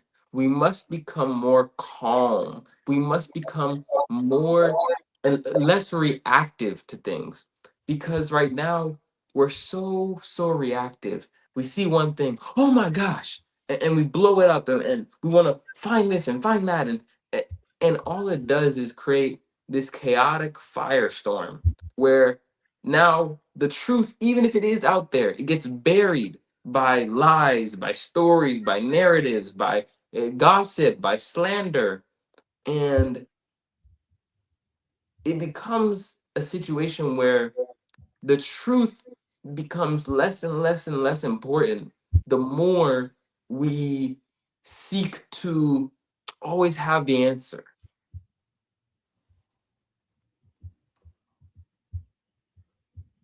All right. I understand. Okay. I have one more question, if that's okay. Sure. Go ahead. Go ahead, man. Okay. Now I want to put you in the position of being one of us or one of those that want to assume, based, like you said, on the pictures, based on whatever it is. I want to know, what if someone did notify the police that there was a lot of domestic issues in the home? Do you think the pictures pretty much draw that picture that we were able to show on the show last night, just looking at those photos? I mean, the photos themselves are a form of evidence that we ourselves cannot fully interpret. Like I said before, there is the factual truth, the legal truth, and the social truth, right? So the factual truth, where did those bruises come from? The factual truth is something perhaps she and maybe perhaps the husband as well will only ever know. The legal truth, what is going to be proved, what is going to come out, what is going to be resolved through the investigation. This is something that, like I said, we don't know now, but is going to come out and will take a little bit more time. The social truth, it will always be divided. There will never be a general consensus of social truth. Some people will always say, no, he was a good man, he would never do that. Some people will say, oh no, he definitely did. Look at the photo. And I can't look at the photo. I can't look at the photo and say, yes, this is what happened because I see this photo. I can say I see bruising that seems abnormal and seems like she was harmed, but I cannot 100% factually say, I know he did this because I see this photo. And so because I cannot factually say that, I will not put myself in that position. I will not put her family and others who are grieving her loss in that position. And I will refrain from casting my judgment on the situation until it is more fully resolved. Because at present moment, what is needed? What is needed is condolence for her family. What is needed is support for a true process that is uninterfered with, is not bribed, is not contorted, is not twisted, a true process that gets at the truth, and society coming together more. This is a time when people should be mourning the loss of someone who was a good person and coming together, holding hands, loving, caring for one another, cherishing the moments that we have with each other, not getting into divisive arguments about what happened, this, that, the other, and making all these assumptions. So, Claudia, before you come back, I just want to show. Chikara, do you see the picture on the screen? Hold on. Let's see. Which it's coming up small. I can't. Hold on. All right. Yeah, I'm trying to blow it up for some reason. When I try to blow it up, But if you could describe it to me, I mean, I've okay, seen some of the. Do you see it now? It's for whatever reason on my screen, it's still small, but Okay. Well, it's a photo that shows the spouse of the deceased having a very big, healthy. I don't know if it's a breakfast or the lunch, but here's with the bowls. Yeah, with the two bowls in front of him. Mm-hmm. Yep. Okay. I see. Mm-hmm. Okay. And then he wrote something up there. He said, "My first meal in 30 hours. I don't know if I can make it for long. Totally distraught.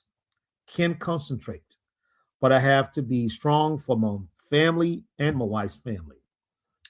And then here is what caught my attention. Of course, he has to eat. He has to live, right? But I'm just looking at the facial expression. This is somebody who has lost someone supposedly dear to him. Mm. And if I came across this photo on Facebook, forget about the text. Just remove the text. Remove this text in your mind, Chikata. Mm. Do you come across the photo of somebody who is mourning? Like I said,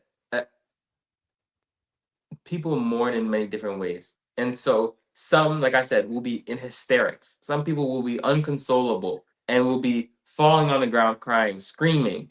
Other people, you will not see them shed a single tear, even though they're very sad. And so do I think it's necessarily in good taste to...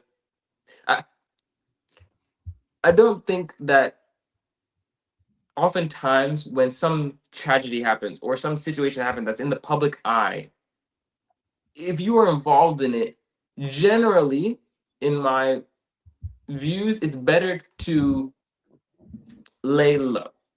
It's better to not further add into the situation sometimes. Once again, that's my thoughts and opinions, and that doesn't dictate what is the truth or the reality or the facts. Now, like I'm saying before, does it seem to me abnormal or does it seem weird? Sure. Many things to me that other people do seem abnormal and I don't understand. There's many things that people do all the time, every day, that I look at and I see on social media or wherever else, and I say, why would somebody do that? I don't understand this. I'm confused or I'm disgusted or I'm a whole range of emotions that I could have with it. That doesn't mean that I have a full understanding of it. And so with the photo with him, like I said, I don't know what it is that he intended to have that photo convey, but it is also not up to me at this moment to have the opinion or the final say on what that post means and what it means in relation to him in the situation.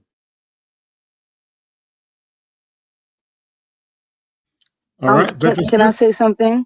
So, yeah, come in. We'll go to Okay. Veteran Smith. Okay, great.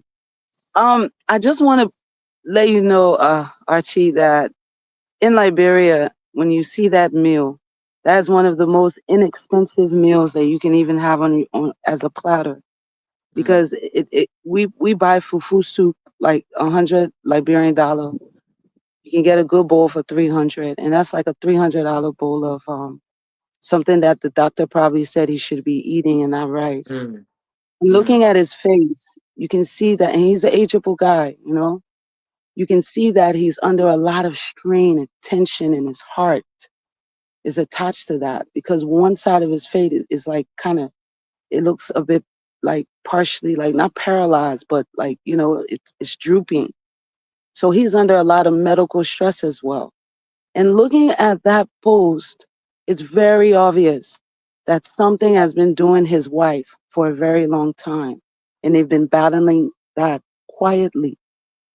And it could be the reason why he's not trying to even face this, to go public and talk his, you know, give his side.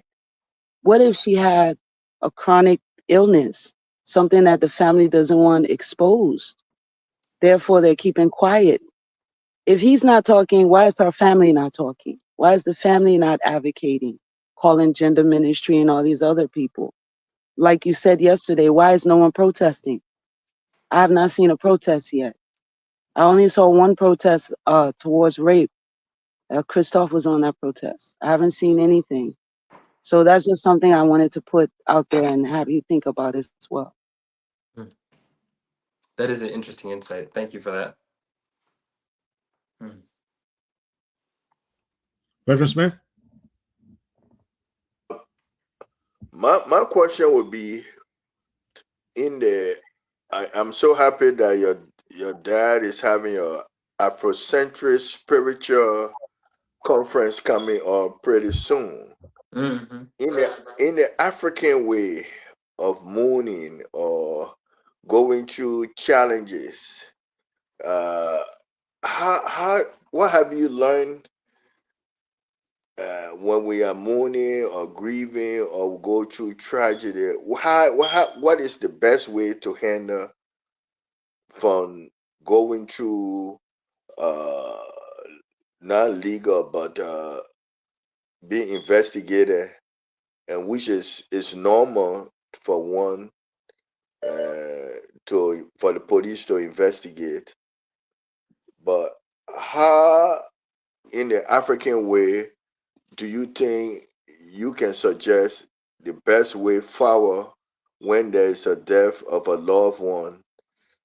I know we have a civil duty to investigate this way, but there's another way you could suggest that we do it to get to the bottom of the truth, where the person themselves will be able to talk and won't be able to carry on in a way. The video we haven't shown the video to you yet, but if you see the video, maybe you might say something different. But how you think should be the sociology or whatsoever? What should be the best approach when there is a death of someone? We don't know now. The police don't know. We don't know what actually happened with that lady or that woman the last few hours of her life or before.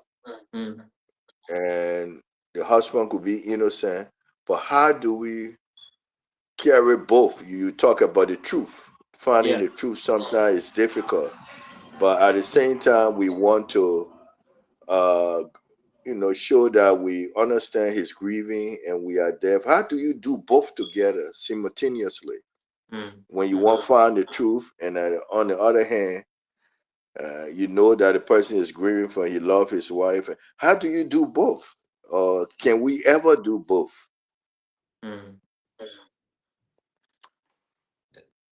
The answer to the second one, can we ever do both? The answer is we must. There is no other better option. We must have a process that aims to seek out truth, and we must give grace and give the deserved space to someone who is mourning. Now, how do you do that? That's a phenomenal question. And you asked about how in the African tradition and African way, how do we uncover these truths? How do we understand these things? Now, before we even had many of the legal systems that we have now, in our community, there were always people who were the ones who were able to say, I they could see something that no one else could see. There were people who had a certain insight that no one else was blessed with. Now, I'm not suggesting that we then turn to someone and say, "Oh, you must tell us the information, or you must be an oracle and give us that which we are missing." I don't suggest that. I do, however, believe that, especially for those of us who are not the ones, well, for the ones who are directly impacted first, right? For the ones who are directly impacted by this, there are many ways that, like you said, traditionally, that can be beneficial outside of just the traditional legal process. Many people have ways that they may consult their ancestors or people who came before them to get some courage, to get some strength to continue on. When you lose somebody, or whether it's the husband or whether it's the parents of this woman, it's such a deep wound that sometimes you need the encouragement of those before you. You need the encouragement of your community to be able to even keep going. And we must, I would say, not just seek out the spiritual or seek out our ancestors or different things, but we need to get back to, in a lot of ways, the community support. All these things, whether it was someone who was a spiritual seer, whether it was someone who helped someone commune with their ancestors, whether it was someone who helped to provide a medicine for someone who needed something to ease their mind. All of these things were ways of community coming together to support the people in need. And that is what's really most important in these times, right? That's what's really missing here, is community support for those who need it most, not community division about what was the truth, not community fighting one another because I disagree with your opinion and you think my opinion's wrong, but community coming together to say, this is a hard time for us all, for everybody involved. And we are going to learn how to support one another in the best way. And when we understand collectively what the truth is, we'll deal with it. Right now, we are going to help one another, not hurt one another. Is there a time process to do that, or should it be 1 week, 2 weeks, or what should the length of time take place? It's hard to put a time constraint on something so dynamic, but it also should not just be dragged out into forever. And this is when and why that we had councils, why we had elders, why we had people who we valued their information and their wisdom. And now governments, in a way, governments and legal system, police and things, have in some ways replaced these council of elders. All right, guys, can you see my screen? I'm sharing my screen. Can you see it? I see it's small on yours. Mm-hmm. Okay, I just want to know if I can see it. All right. Now I'm trying to give it a volume here now because All right, there you go. Get this now. All right, let's play it. Gestapos. Chikara, can you hear it? Mm-hmm. Okay, great. This is the video we were talking about. I just want to show you this, and then we'll move on. All of them. They don't want power. They don't want power. Can't fucking power doing the fucking war. The other piece of shit, Salivia. The other fucking doing. Look at them. Gestapos. All of them. They don't want power. They don't want power. Can't fucking power doing the fucking war. The other piece of shit, Salivia. The other fucking. Okay, that's it right there. I just wanted to show you. This is the initial video that went viral from the spouse of the deceased. Yeah. All right, and many of us, including myself, thought it was irrational to have him do what he's doing on this tape. And so, yeah, back to you. Yeah, I mean, once again, like I said, I agree that it is irrational. I don't agree that, or I don't. It's not my opinion that human beings in general are 100% rational creatures. We do things often that are out of emotion and out of pain and anger, frustration, sadness, loss, and things that have nothing to do with rationality. You may know that it is not rational for you to eat 3 slices of cake, but it tastes good, and so you do. And that's a simple, silly example. But my point is that as much as we like to think that we are rational and we only do stuff that makes sense in the moment, especially in a tornado of emotions like this, rationality often goes out the window.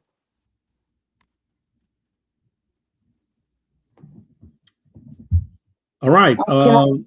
Yes, sure. Come in, Claudia. Okay, sorry. Yes, when you say rational, that is a very rational behavior in Liberia. And I want to drop the ball here. In Liberia, when someone passes away, you have 2 weeks to mourn, the wake, and then the funeral. And it's literally like you have to deal with it on your own. Psychologically, there's not going to be any psychiatrist. There's not going to be anyone coming to your house telling you sorry. Maybe after 10-day feast, and then again 40-day feast, and then it's over. You have to deal with it on your own. So rationally now, what happens is that person who is psychologically disturbed by the death of that relative and have no way to get it out, they literally get aggressive. They start cussing all over the place and just acting so, uncouth. So it is something that you see a lot in homes of someone who has passed away. They'll say, oh, that man, his son died last 2-3 months ago. Now small Chrissy, he getting Chrissy. So yes, you can't look at his behavior, his cussing, and his in that video, he's not even aiming towards a direction. We don't know what he's talking about, what he's saying, what he's trying to say. What does Eileen have to do with anything or anyone? I mean, you're talking about the death of your wife that's in your home. What does that have to do with any other thing? And here's where I dropped the ball. Their relationship was not long. It was very short. She dated and was with someone else prior to him. Is he under investigation? Her prior relationship? Because you can't leave a relationship and jump into another one and it goes smoothly without some kind of connection with your past, Is everyone being investigated? And that's just something I just wanted to say.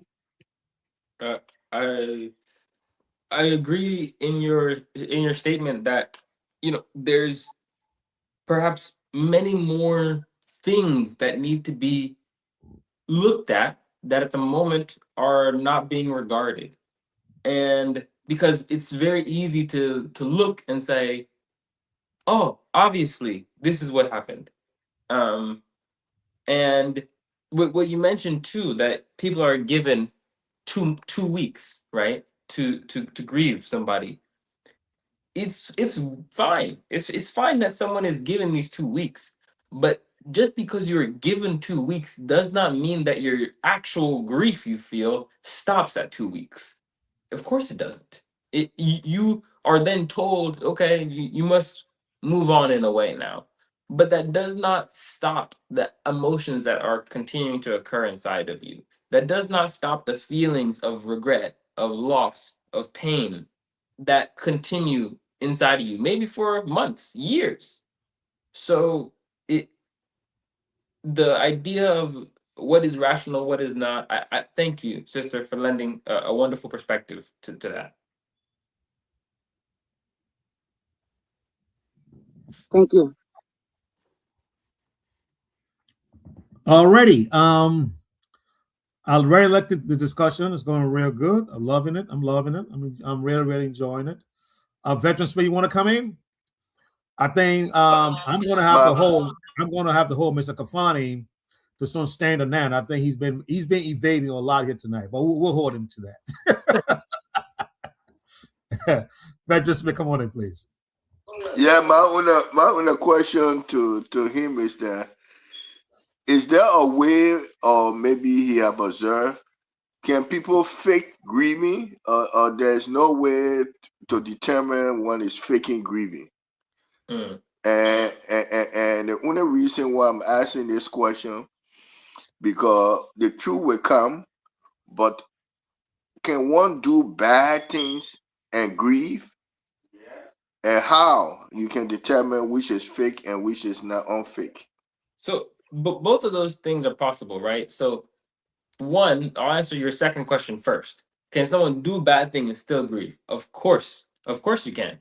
Regardless of the situation, even if it comes out that he's responsible, it could still be legitimate grief over what you have done, over what happened, over the loss of life. There's legitimate grief even by a wrongdoer. Now, that's not me saying that he is, but what I'm saying is that, yes, even if you are innocent or guilty, you can still be in grief. The emotion can still be present. Just because you're guilty of doing something does not mean that you are emotionless, right? And so, yes, very possible.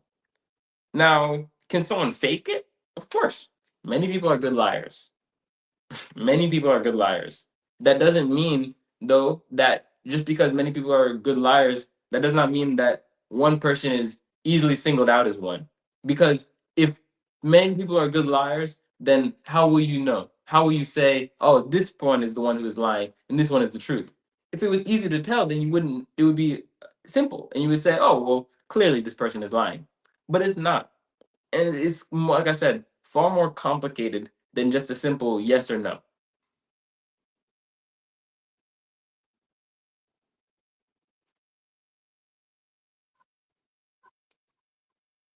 Yeah, that's My a question, good way.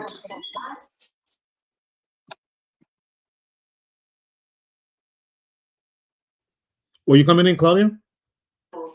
Go ahead. yes, yes, when he said grief, sometimes you can fake it, sometimes you don't. But even if you are faking it, an emotion is an emotion. I mean, it's something that, whether it be an emotion of being evil, vindictive, and whatever, but it's still a feeling. So, in retaliation of still, for example, let's say he did do what he did, and she's still getting the sympathy and the empathy from everyone, something that he got rid of her for. He didn't want her to have that. Maybe he wanted her to just rot in hell. And here people are grieving for her, asking questions, police are asking questions, and he feels like what he did is not, he didn't get the results, so he starts cussing everyone out and stuff like that. I mean, I know that serial killers behave that way as well. But then we have to look at his age. I mean, how strong is he? We're talking about a young lady who's traveled the world probably. There's so many things that you have to look at. I'm still a bit skeptical to that a bit. I don't know why. I just feel like in my intuition is telling me that someone else is involved. And I just hope that the police really does their investigation well. But my question to you, to everyone, is why do men beat on women? Like, really, why? Now Is the case? that's a good question, which can very actually readily be answered because we do have understanding of this. Now, one is often because they've been allowed to by other men. Because as men, we have not taken it upon ourselves to say we are unwilling to accept this type of behavior. The men have not stood up to each other. The men have not had the strength, the courage, and the spine to say, if you dare touch another woman, not only will I not befriend you, I will not look your way, I will have disdain for you. Men have far too long allowed one another to get away with heinousness. Okay, Mr. Kafani, Mm. I gotta report this. So we do have a new development into the case. Mm. So the Liberian National Police has officially charged Mr. Samuel Jackson as suspect in the murder of his wife. Mm. That has been reported by KMTV Liberia just 21 minutes ago. Mm. I just wanted to say that. Mm. I believe it's further evidence mounting towards a decision. And like I said, at this point, it's still, to me, it's still, we don't know. Because being a suspect is a real occurrence in this kind of thing, and it's natural. But as the sister said, there's many factors that still are at play, and it's very early on. So I won't make a distinction on the belief or not based on what the police have said. Okay, he's a suspect now.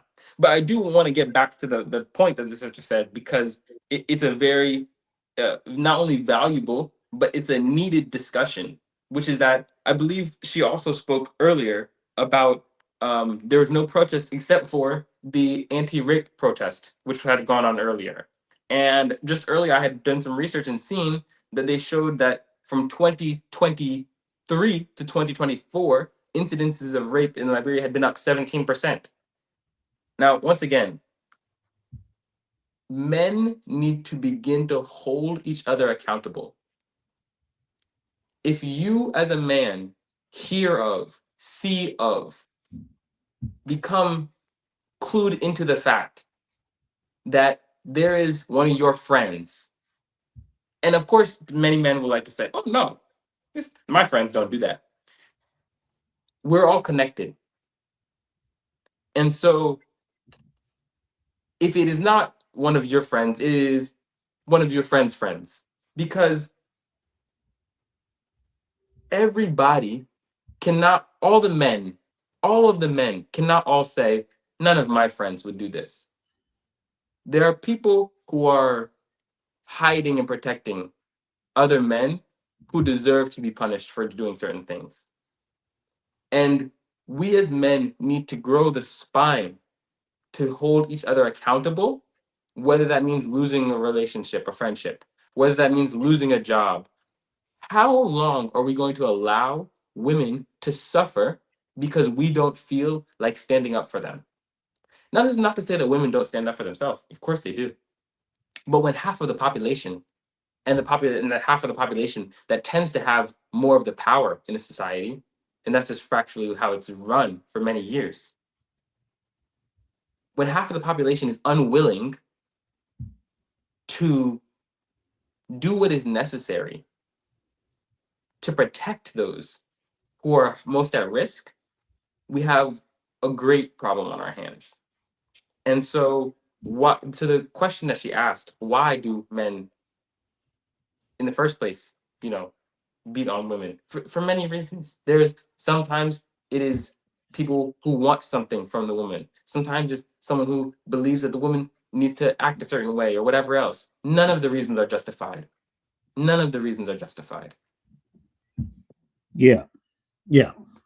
So let me I want to do a quick reading of this is reported from a sisterly network called the KMTV Liberia. And they are reporting that Mr. Samuel Jackson has been charged with the death of his wife. He faces possible charges. Inspector General of the Liberian National Police, Gregory O.W. Coleman, on Saturday, March 14, 2026, confirmed that Samuel Jackson, a noted economist, Spoon panelist, and political commentator, has been named a suspect in the death of his wife, Toni Jackson. The suspect, along with several relatives and staff members, has been detained at the. Okay, this is news. This is big news. Detained. Was it you, veteran, that said Mr. Jackson will released to go home today? Was it you? No.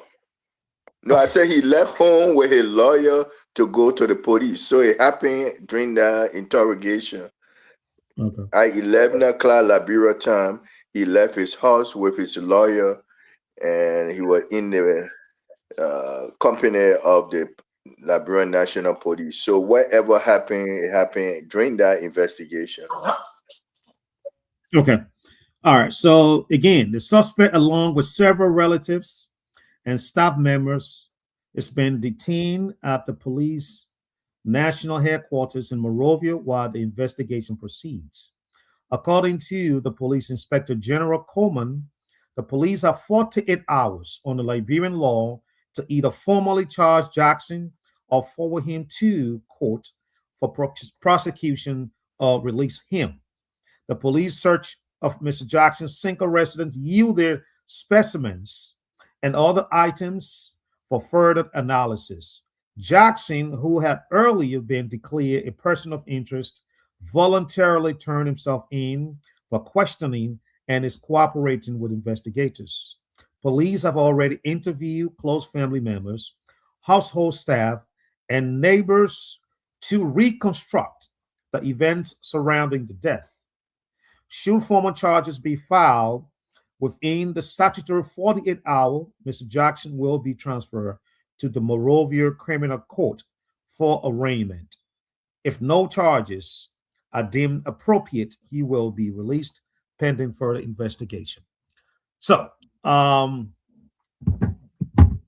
Kafani, I always like to just make the comparison to what happened here in America. This is what I kept saying, right? I said that that he was going to be held. I was just looking at the physical evidence. Right. And in such cases, we know what the police usually do. They go for, the cohabitant, right? They found the cohabitant the number one suspect, person of interest. I follow all the cases here in the U.S. That's what they do. And most of the times, the suspect or the person of interest, end up becoming a suspect. And this is what has happened in the case of Mr. Jackson.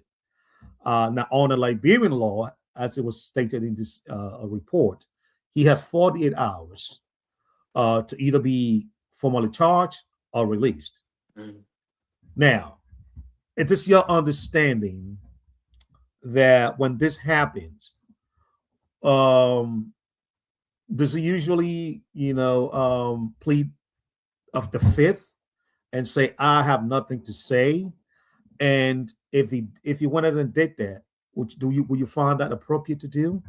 I mean, I wouldn't find it appropriate to do. Let me just stick my position right away. Because most people in the US, most people will plead the fifth. The pleading of the fifth is like, well, living a little bit more further context on this. The Fifth Amendment,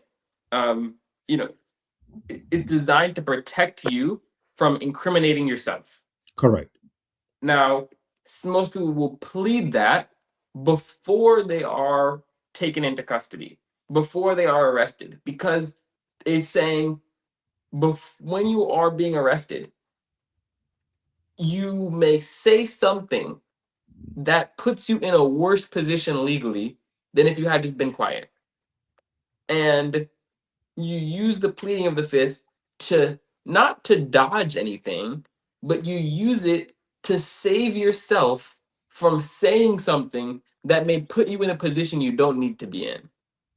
Now, once you're in the court, now you are under oath, and now you do not have just the ability to just say, I say nothing, I say nothing. Now you must answer to a judge or to somebody to the best of your abilities. Now, what he will do, who knows, right? Even he does not know until that moment what he will do or say, whatever else. And clearly, over the next 48 hours, there will be some developments where people will have potentially a better understanding. And I say potentially because, once again, if he is charged, right? If he is charged, yet in truth he is innocent, what does that mean? If he is charged, or if he is said to be not guilty, and in truth he is guilty, what does that mean? And so there are some deeper questions that, outside of just is he guilty, yes or no, need to be answered here. And I believe, like I said, the sister began to start us on that right path to getting at some of those deeper questions, which is, how are some of these situations occurring in the first place? And what is going on that our women are not protected wherever they are? Yeah. Okay. That's great. That's great. Okay. Claudia, you want to come in? Yes, I really do. I've been holding Yeah, it. sure. All right. So first and foremost, let's make it very clear that when someone goes in the cell, they are not going to plead any fifth, sixth, or any kind of bargain. They're going to want to get out. Because when you enter in that cell, there is a cell fee that has to be paid, and it has to be paid directly to those that are in the cell with you. If you can't pay it, you're going to be slapped around for those 48 hours. Now, if the police did not just say, okay, we charge you one time, send a man to court tomorrow, or we'll send him to court, you're going to court on Monday, that means that they don't really have substantial evidence that they need. Maybe only statements. Hearsay, this neighbor said they won, said they won. Maybe everything they said, something came together that was the puzzle that needed to be, connected, that all made, a statement. So they say, okay, that's enough evidence. He has 48 hours now to prove her medical or whatever issue that he thinks may have caused her death, which I'm sure he already has on standby. But you also have to understand it's the weekend. There's no doctor at any hospital.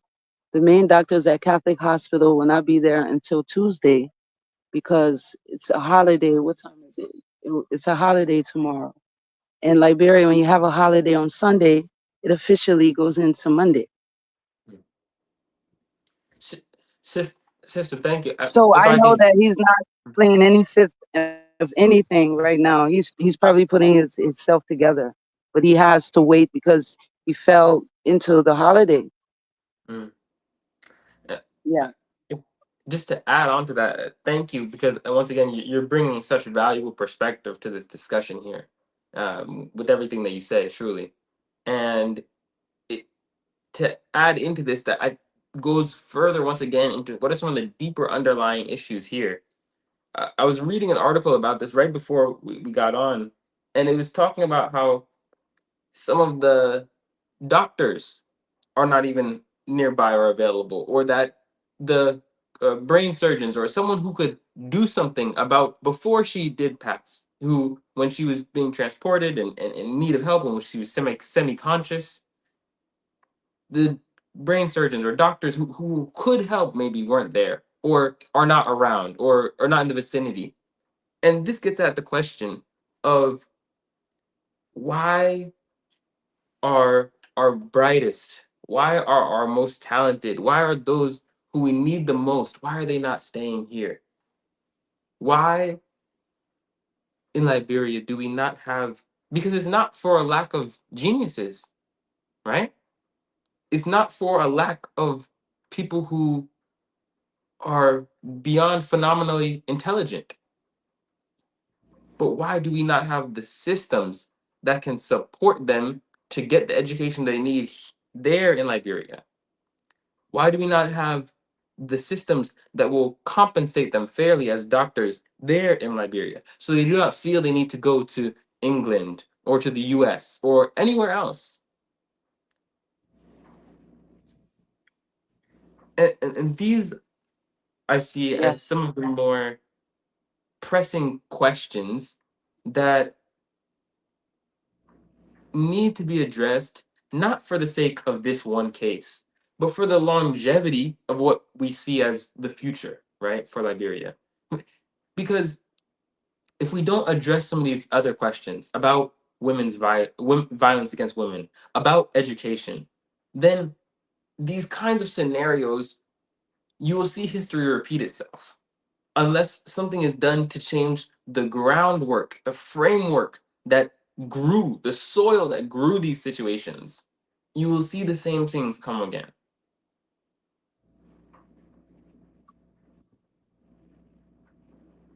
So the question is, why did they detain an entire household, staff, family members,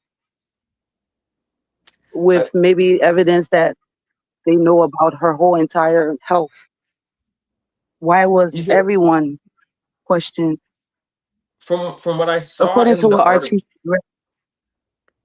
from what I saw on the article, it mentioned that some of the staff, the cleaning staff who were there at the house, were also detained because what I saw in the article. Now, once again, this is just from what I saw in the article. I don't have the full knowledge of it, and maybe there is contradictory reports. But what I saw in the article said that there had been some cleanup at the house before police had arrived to investigate it. Now, if that happened, perhaps it is just, you can say, well, yeah, there's blood on the floor or this or that, or something happened and she fell and we cleaned up whatever, blood there was. But from a police perspective, the police are going to say that was evidence, even if it would have been in that person's nature to just naturally say, oh, well, this is, I always clean up around anywhere space, and so she had to go to the hospital and but I'm still cleaning up. To police, that is evidence. To another person, that is just their job. So you have this two-sided coin where it does seem a certain way, perhaps, but also someone else is like, oh, I was just doing what I was supposed to do. Now, I'm not making any judgments on this, but it is, to answer perhaps to your question, a reason why the police have not necessarily charged these people with anything, but have wanted to further question them. Okay, Mr. Kafani, I want to bring this up because we were talking about this before this new development came up. I have seen cases here in the U.S. where evidence have been thrown out of courts because police did a bad job. Right. In this case, from what I have seen, I think the police have done a very bad job. This may be an opening, an escape route for Mr. Jackson and his, co-defendants. Day one, Chikata, they did not protect the crime scene. Right. You and I would agree, say if somebody passed away in the home, that resident becomes a crime scene. It is cordoned off, and everybody is asked to leave and allow the police and all the other professionals to come in and do the job. That did not happen to Mr. Jackson's residence. As a matter of fact, as we were getting online, people were still going into the residence of Mr. Jackson, in and out of the residence. So you can see all of the different prints, footprints, fingerprints, everything that was, getting mixed up with the potential, I like to say, potential criminal prints. Right. So how can they? I think the argument then become difficult for the police or the prosecutor in this case to determine who really committed this crime. This, I like to say, I will maintain this. It was brutal crime on this lady because of the poor job that the police has done. What's your take on that? It's unfortunate. Yes, it is. It is, I would say, mostly so to her family. Because of course her family is going to want some type of closure. And it is unfortunate that the process, which once again, this gets back to some of the more underground questions, right?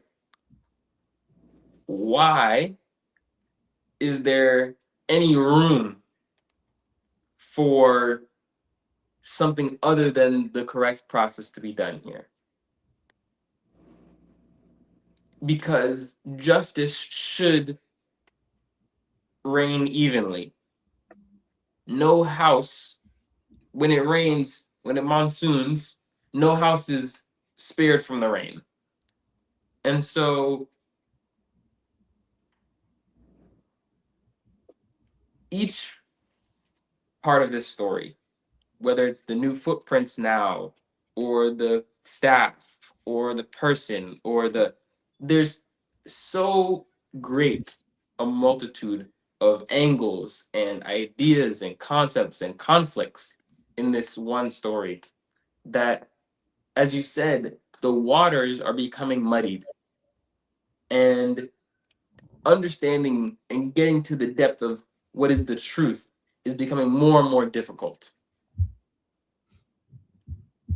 And now this is something that then, once again, as people, we must then hold our offices and our officers accountable towards, which is to say that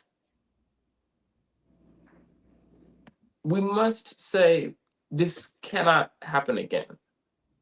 And not to say that no one will ever die again, of course. It's unfortunate, but it's a part of life.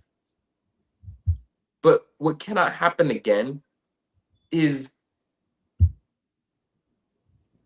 a lack of doctors to be able to save someone when they could have been saved. A lack of a police system that functions efficiently to give justice exactly when it is needed. A lack of protection for our women. So all of these things are things that need to be addressed. And there is no one silver bullet, or there is no one answer that's going to get to the very bottom of this and say, oh, if we just change this, it'll all be fixed. It is going to be a continuous process, but it's going to start with, one, some accountability for each one of us. Each one of us has to look in the mirror. Each one of us has to say, for our men, to all my men who are watching, we have to say, I will not tolerate violence against women. I will not perpetrate it myself, and I will not tolerate it from the men I see around me.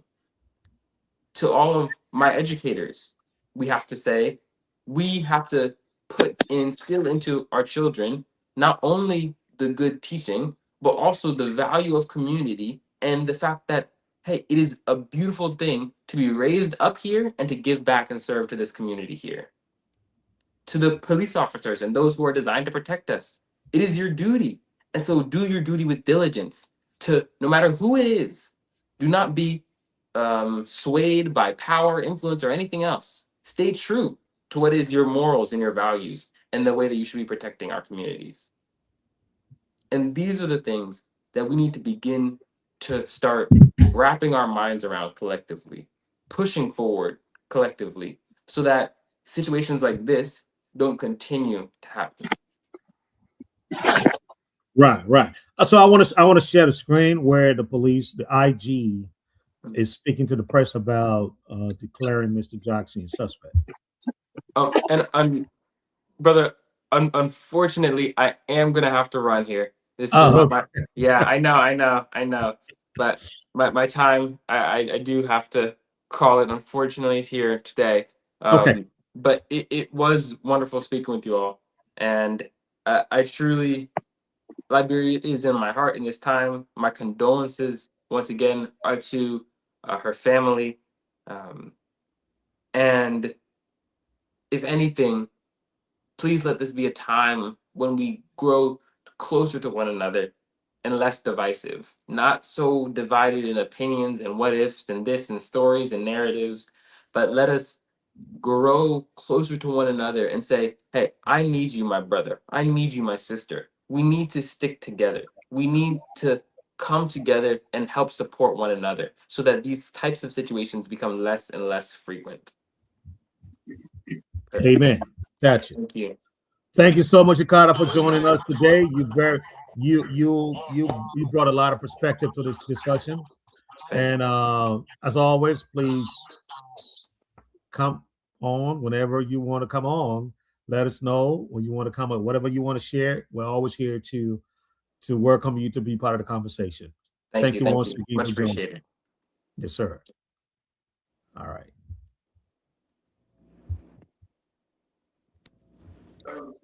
Okay. I'm interested in that evidence that you just talked about on the Yeah, let IG. me play the video, and then let me get our guest from the. All right. So he's going now. Yeah, let me go back there. All right, let me play that. Let's share the screen and watch.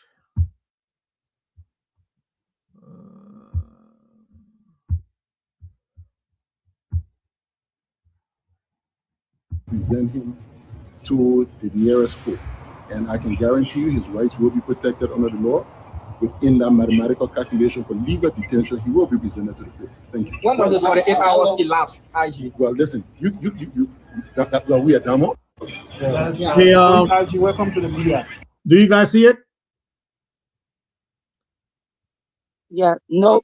Yeah, not on the screen, only her foot. I heard what he said. Only the foot?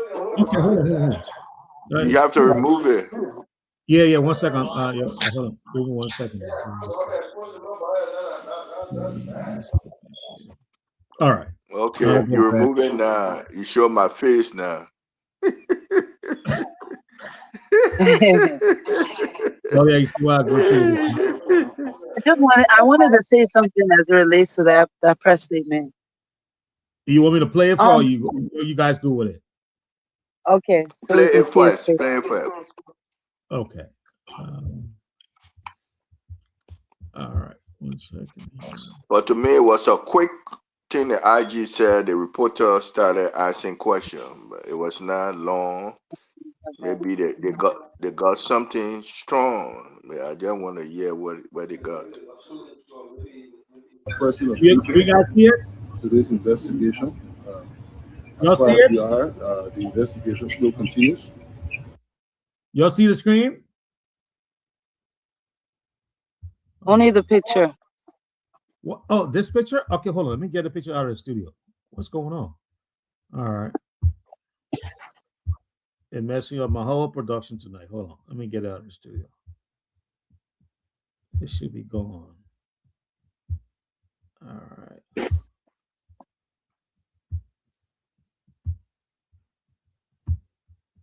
So give me 1 second, you guys. I'm almost there. All right. Now let's go back. Y'all see Gregory come on the screen, right? What kind of shirt? And y'all see Gregory? I see somebody with glasses. Yeah, Gregory right there. Okay, so let's play him. Okay. He in colorful, you know, in police uniform. Yeah, that's Gregory. So you're off duty today. Police IG, welcome to the media. Good evening. We How want you all doing? you to bring us up to speed concerning this case with Samuel Jackson. Investigation is ongoing. Mr. Jackson was invited here today as a person of interest to this investigation. As far as we are, the investigation still continues. He is now a suspect, and he will be kept here while we continue the investigation. Thank you. IG says the suspect. Any charges levied At this against point him? in time, Mr. Jackson is not charged. We have 48 hours to investigate, come up with a charge, and present him to the nearest court. And I can guarantee you his rights will be protected under the law. Within that mathematical calculation for legal detention, he will be presented to the court. Thank you. When does this 48 hours elapse, IG? Well, listen, we are Damo. Damo, sir. Damo, start coming finger until you get it for 48 hours. What's up? Police IG, welcome to the meeting. Good evening. How you all doing? Bring us up to speed concerning this case with Samuel Jackson. Investigation is ongoing. Mr. Jackson was invited here today as a person of interest in this investigation. As far as we are, the investigation still continues. He is now a suspect, and he will be kept here while we continue the investigation. Thank you. IG says the suspect. Any charges levied At this against point him? in time, Mr. Jackson is not charged. We have 48 hours to investigate, come up with a charge, and present him to the nearest court. And I can guarantee you his rights will be protected under the law. Within that mathematical calculation for legal detention, he will be presented to the court. Thank you. When does this 48 hours elapse, IG? Well, listen, we are Damo. Damo, sir. Damo, start counting your finger until you get it for 48 hours.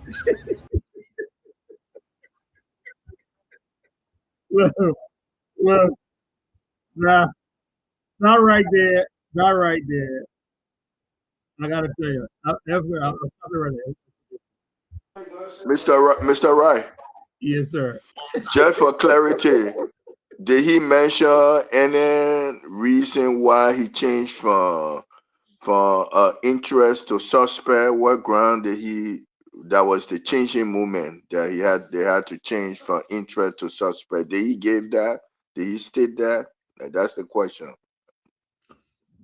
No, I think he said based on the evidence available to them, they have decided to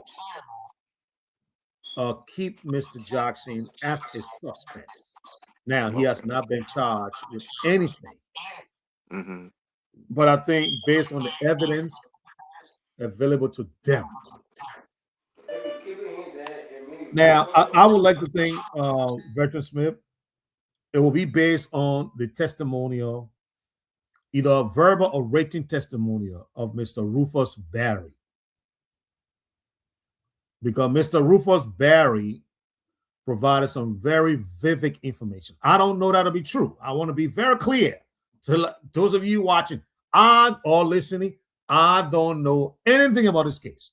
I'm just saying I read Mr. Barry's written commentary and the fact that the police has elevated their interaction with Mr. Jackson from being a person of interest to a suspect tells me from some of the criminal cases I follow in America, this is how the things work. This is how it works. They go from being suspect, from being person of interest to becoming a suspect. And then they get formally charged. And I can tell the Liberian people, Mr. Jackson will be formally charged criminally for the murder of his wife. That's how it works. Now it's up to him now, he and his lawyer, to go to court and present their side of the story. Frederick Smith? Yeah, what happened in this case, for interest, a person of interest to suspect, the body is still in the possession of the government. When will they finally turn it over to the parents for burial? What takes place in that? They will have to go to court first before they can, so the body can stay as long as this investigation seems to be going on, depending on the next step. No, I think once the coroner is done with their work, they turn the body over straight to the family. That's what they do. Because all the coroner, the government deal with the coroner's report. When the coroner's come by and say, okay, we have taken all the evidence we want to get. This is our report. The government will call the family and say, this is your body. Do whatever you want to do with it. Now they take that evidence and give it to the police. The police can now develop, and the prosecutor, right? At this point, it's the prosecutor. The prosecutor now develop the case from there. I think that's how it works. Yeah. Is in this other situation, do the government will have to do their own autopsy too, or is this the government coroner that's doing it? So right now it is the government. Sometimes if the family disagree with the government's report, they can hire their own personal coroner. They say, you know what I mean? We want to get our own a report, our own coroner report. They will hire, and the government allowed it. It is part of the proceeding. The government have to allow them to bring their own coroner to do that work. But you rarely find that. You rarely find that, you know. But it does happen, yes. You have a third party, the government of South Africa. Can they bring their own coroner? Yes, thank you. Thank you. In this case, yes. It is going to happen. Whether or not they believe the government of Liberia, the South African government will bring their own coroner in this case. Because I think they're probably going to even repatriate against body. Because I heard the girl is from a rich family. That's what I read. She's from a rich family. So they're probably going to repatriate her body back to her home country, South Africa. And the government of South Africa is going to do that. But yes, you are right. In this case, Veteran Smith, it's always the case where the government of the country of origin say, yeah, we want to do our own, you know, stuff just to be, you know, convinced that your report is the factual report. You know, Mr. Kafani said.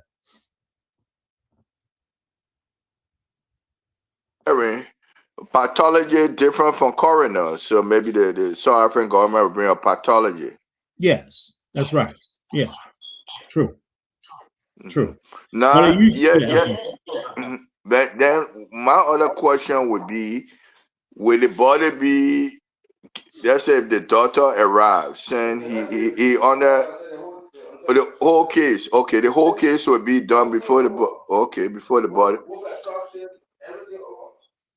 But bring your man on the show, man. They've been talking about bringing my man saying my come on the show, man. You there? You there? You hearing the man follow this? Bring him on the show. Yeah, guys, they my kind of show, man. The man taking the favor.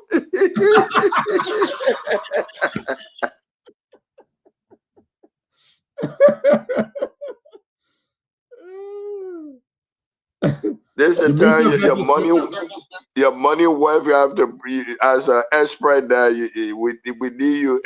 But anyway, so what can the daughter do? The daughter is a lawyer. You have the interest of the country. Both countries have interest. Then the daughter have interest. Mr. Jackson have interest. So all of these interests, how will it be dealt with? I think each party will pursue their own interest here. Like you rightfully said, the government will trust their process.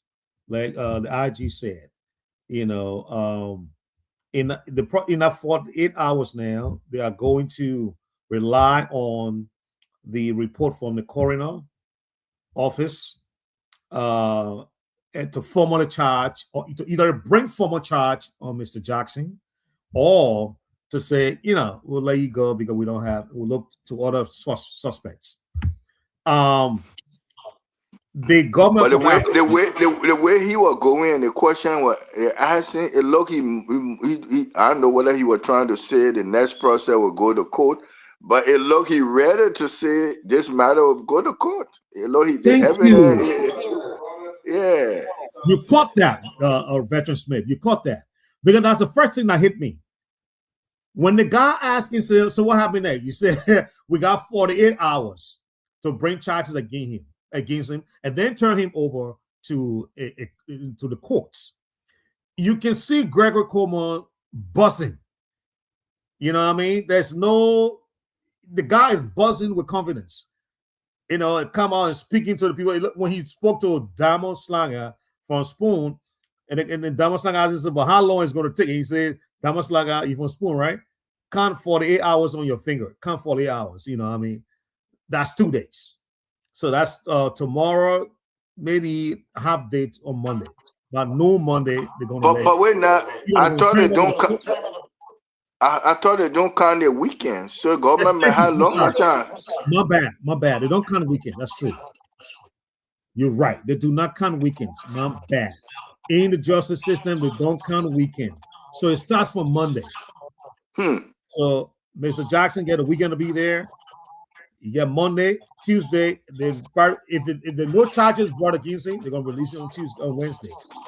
If they bring charges against him, they're gonna turn him over to the court either late Tuesday or early Wednesday morning. They're gonna turn him over to the court. That in that case, they're gonna send him straight to South Beach and keep him there. But you talk about, you know, the past. I think each party is going to pursue. The girl is a lawyer. That's the thing about it. This is why it becomes very, very important. She's, first of all, Mr. Veteran Smith, she's going to have to follow the Liberian law. She's going to follow the Liberian law, even though she's a lawyer. So she, if she a lawyer, I'm hearing that she will maybe take a Liberian lawyer, or the South African government will represent her, either one or the other. They will have to take up a Liberian lawyer to represent their interest, to work along with the prosecutor. That's what they're going to have to do. But sometimes, you know, the government will say, well, we trust the process. They allow the process to go through, you know. And they will say, okay, just keep us informed about what is going on with the case. And she's there. She probably will be coordinating with the prosecutor office and with the embassy in the South African embassy in Liberia, if they do have one there. Like you said, I think they do have one there because you said Jackson reported to the embassy, you know. But in the last, we got 3 minutes ago, Veteran Smith. It's almost 8 o'clock here. Where some go, will the health be a contention by Judge Mr. Jackson and his lawyer that maybe his wife was sick, or the IG can say we have surplus evidence much more than what he's trying to say? Who will prevail? Jackson, if they ever bring the woman health up, that means it's a losing argument. Look, there's nothing about that woman's body that shows that, you know, it's, I mean, to what? So what? The face will swell and it will put a black mark around her eyes and all the brutal mark around her bodies and all of that, you know, and the testimonial from Mr. Rufus Barry, all of that is going to come into, I mean, how can you, there's no way they can get away with that. You know, if that's the way they want to go, then it becomes very, very dangerous for them.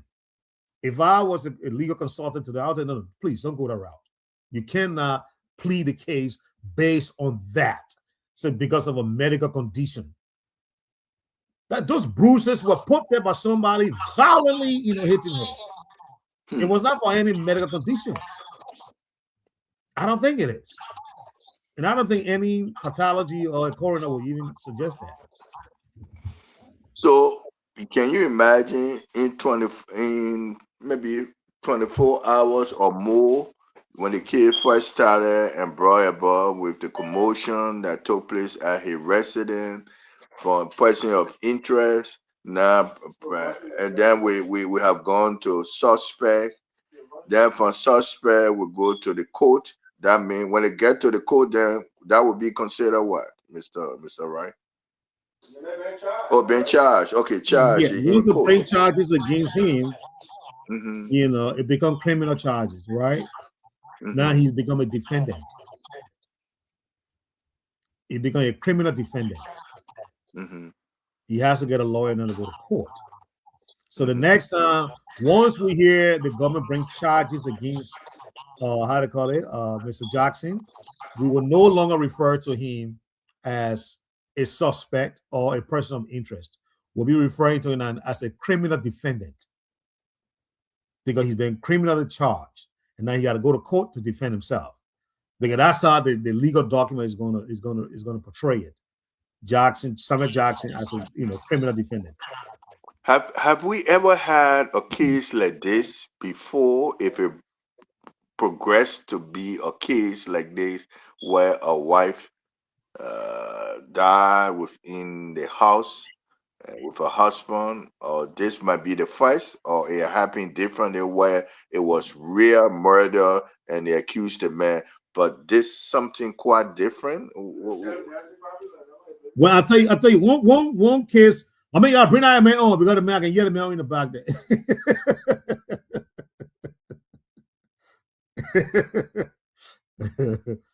I can hear the man that listen. I can hear the man in the back. But I want to say there was one the recent case that we had was the Gloria Scott. Scott case. But it was not husband and wife. Well, not husband and wife, but it takes similar trend. Okay. Shala Musu, I think her name, the girl, was murdered in former Justice Scott residence. Former Justice Scott said there was somebody else in the house. The government said no, there was nobody there, based on the evidence that they found. And so long after short, they found her guilty of the murder of Shala, and she was in prison. The only reason why today she's out is because the UP government came in and they retried the case. As I said, at the Supreme Court said, well, the evidence didn't, it didn't amount to the charges, so they free her. I'm not sure if we're going to come to that same scenario here. Yes, because I kept coming back to Jakarta about the American experience. Because in America, O.J. Simpson was quite different. It was different. Okay. It was different, There are a couple of cases we can name in America where the spouse was held, was charged. But Mr. Wright, but they couldn't find who read it, but they brought in domestic violence on the wife. So that came into the case with the O.J. Simpson as a proof that if you can do domestic violence on your wife, then the other possibility of killing her would be very easy. So domestic violence were allowed to enter the case of O.J. Simpson because they saw the marks on her and all the things that people are showing right now. So that is crucial in an investigation, in a court trial. All those things will be brought into trial. Yes. And the thing about Samuel Jackson that is not working for him, his very best friend is going to testify against him. His very best friend had already publicly testified against him. So Samuel Jackson is in real trouble. I swear to God. But those of you who love that brother, you start praying for him. But right now, could the defense say maybe their friend who bringing all of this thing, maybe they're having personal issue? Would that be would that be separated from real fact that it happened? That both of them having a problem, maybe friendship. Friendship can happen. That in marriages, you can have problem with your friend. And so could that be brought by the defense? So the last time he saw Barry was not. So would that be helpful? Or Barry can come up with a bigger argument and say, I have proof, incident that happened before, and we talk about it. Which one will the court will look at both? If they want to discredit, because that's why you're going to us to discredit, Rufus Barry, they will have to prove that. Now, Rufus Barry has a very negative view or some connection, either business connection or family connection or some social connection that have gone bad. and Mr. Barry is out to get Mr. Jackson. They will have to prove that with indisputable evidence. Do they have that? I don't know. Maybe they do. Maybe Barry, let Barry in the writing said, he knew the both of them. He knew Tony. He knew Sam. Maybe. Guess what? It going similar to O.J. Simpson case now. There was a guy there who was there too, but O.J. was accusing the guy of loving to his wife. So that's could Barry play the same role or be the one? That's why I'm about to come to. Is Mr. Rufus that innocent? Is Mr. Barry that innocent? Because for his writing, it seemed like he had a very intimate relationship with the both of them. At one point, he said on the plane, Tony left her seats with Sam and came to him to sit by him. And then she took off her glasses. And when he saw the bruise, around her eye, and then he got up and went to Sam. Why would Tony want to do that? You were sitting with your husband, you left your husband's seat, and then you want to sit by your husband's friend. I mean, all the thing. If I was the defense lawyer, I'm going to question all of that, because at this point, it's got to be a Hail Mary pass. You know what I mean? But guess what now? The evidence of mounted against you. Legal matter, you can dispute it. But if the man if there's record can prove what he's saying, it will be harder for them to dispute him. So the lawyer can try, defense lawyer can try as hard to do it. But if there's collaborating, that's what I said. Wherever she went for treatment, I hope that she didn't go anywhere for treatment. If those records come and say, yes, she went there because this happened to her and they treated her, then no matter what you say about Barry, it will not harm Barry, because you have to look at the facts. That's true. Well, Mr. Jackson, the time is 8:07. Let's close up, man. Sorry. Why are you calling me Mr. Jackson? Fred the veteran. Fred the veteran. But guess what now?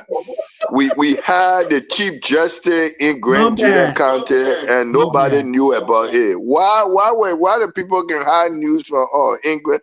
The Chief Justice came to talk to the court of Grand GEDEH and nobody knew about that, and they not bring it to our attention, but we have audio for that.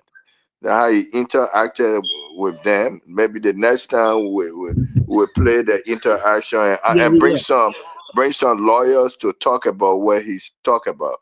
Yeah. Maybe this is the time to bring our man. What's his name? Kano? Hopefully, he's the president of the local. So what did the Chief Justice came to tell them how they look at the visit of he came on the 10th. So that was last Thursday. He came to visit them. Okay. And we have recording for that. So that's an important visit. Yeah, it is. It is. But I want to say, Veteran Smith, thanks so much for the night. And we have done a great job in analyzing this case. Please do not tell me about Mama Musa anymore. No. But let me give you one thing now. He was sick, and he said he would try maybe a health over after a while. You can only fight your health to an extent. Yeah. So I would give that. Do you know we had somebody from the Ministry of Justice told me I was going to come, but because you told me about I had to push the person. Yeah, we have Mr. Goba Anderson from the Ministry of Justice tonight. But I said no, we already got coming. So we had to push the guy. Well, I thought on Saturday we have many guests. We don't have one. No. We're trying to do one guest because there are many guests. Yes. I thought Saturday we all will come together as. I was supposed to do. That's true. Yeah. But most of the panelists will build towards this. Okay. Gradually. Yeah. Okay. Gradually. Yeah, but Veteran Smith, thank you so much. It was a great night. We had a great show. You know.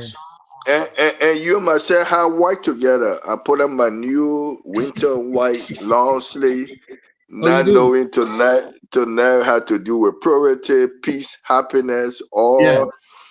and low to this show was low, well, they been mellow. It You know, was. grieving, all these things that normally we won't talk about, we talk about it today. So the day was perfect. It You know, was. how It to was. treat people, how to get the truth. So all the subjects sometimes we don't talk about today, we deal with it.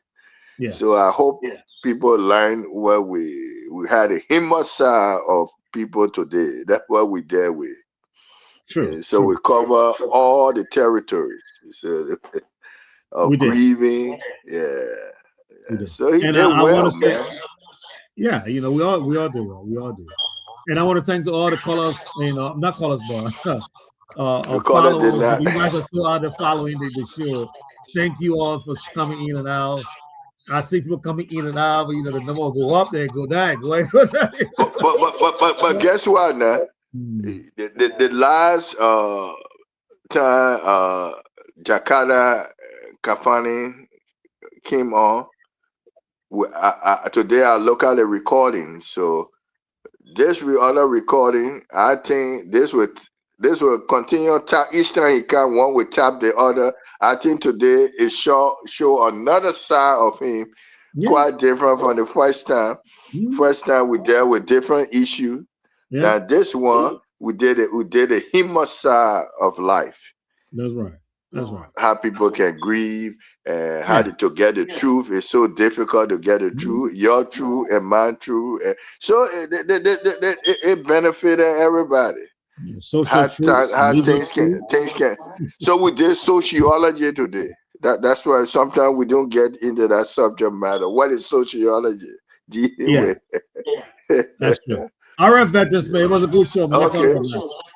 So let's find something to eat. I mean, usually we don't say that, but that's important after a productive show. We gotta go. It was still long. I gotta go. Thank you for coming up. We gotta leave you today. I bet you. Everybody watching, have a good night. See ya. Good night. Bye. I will leave a Veterans. We'll leave for today. Okay, we go. Okay, bye.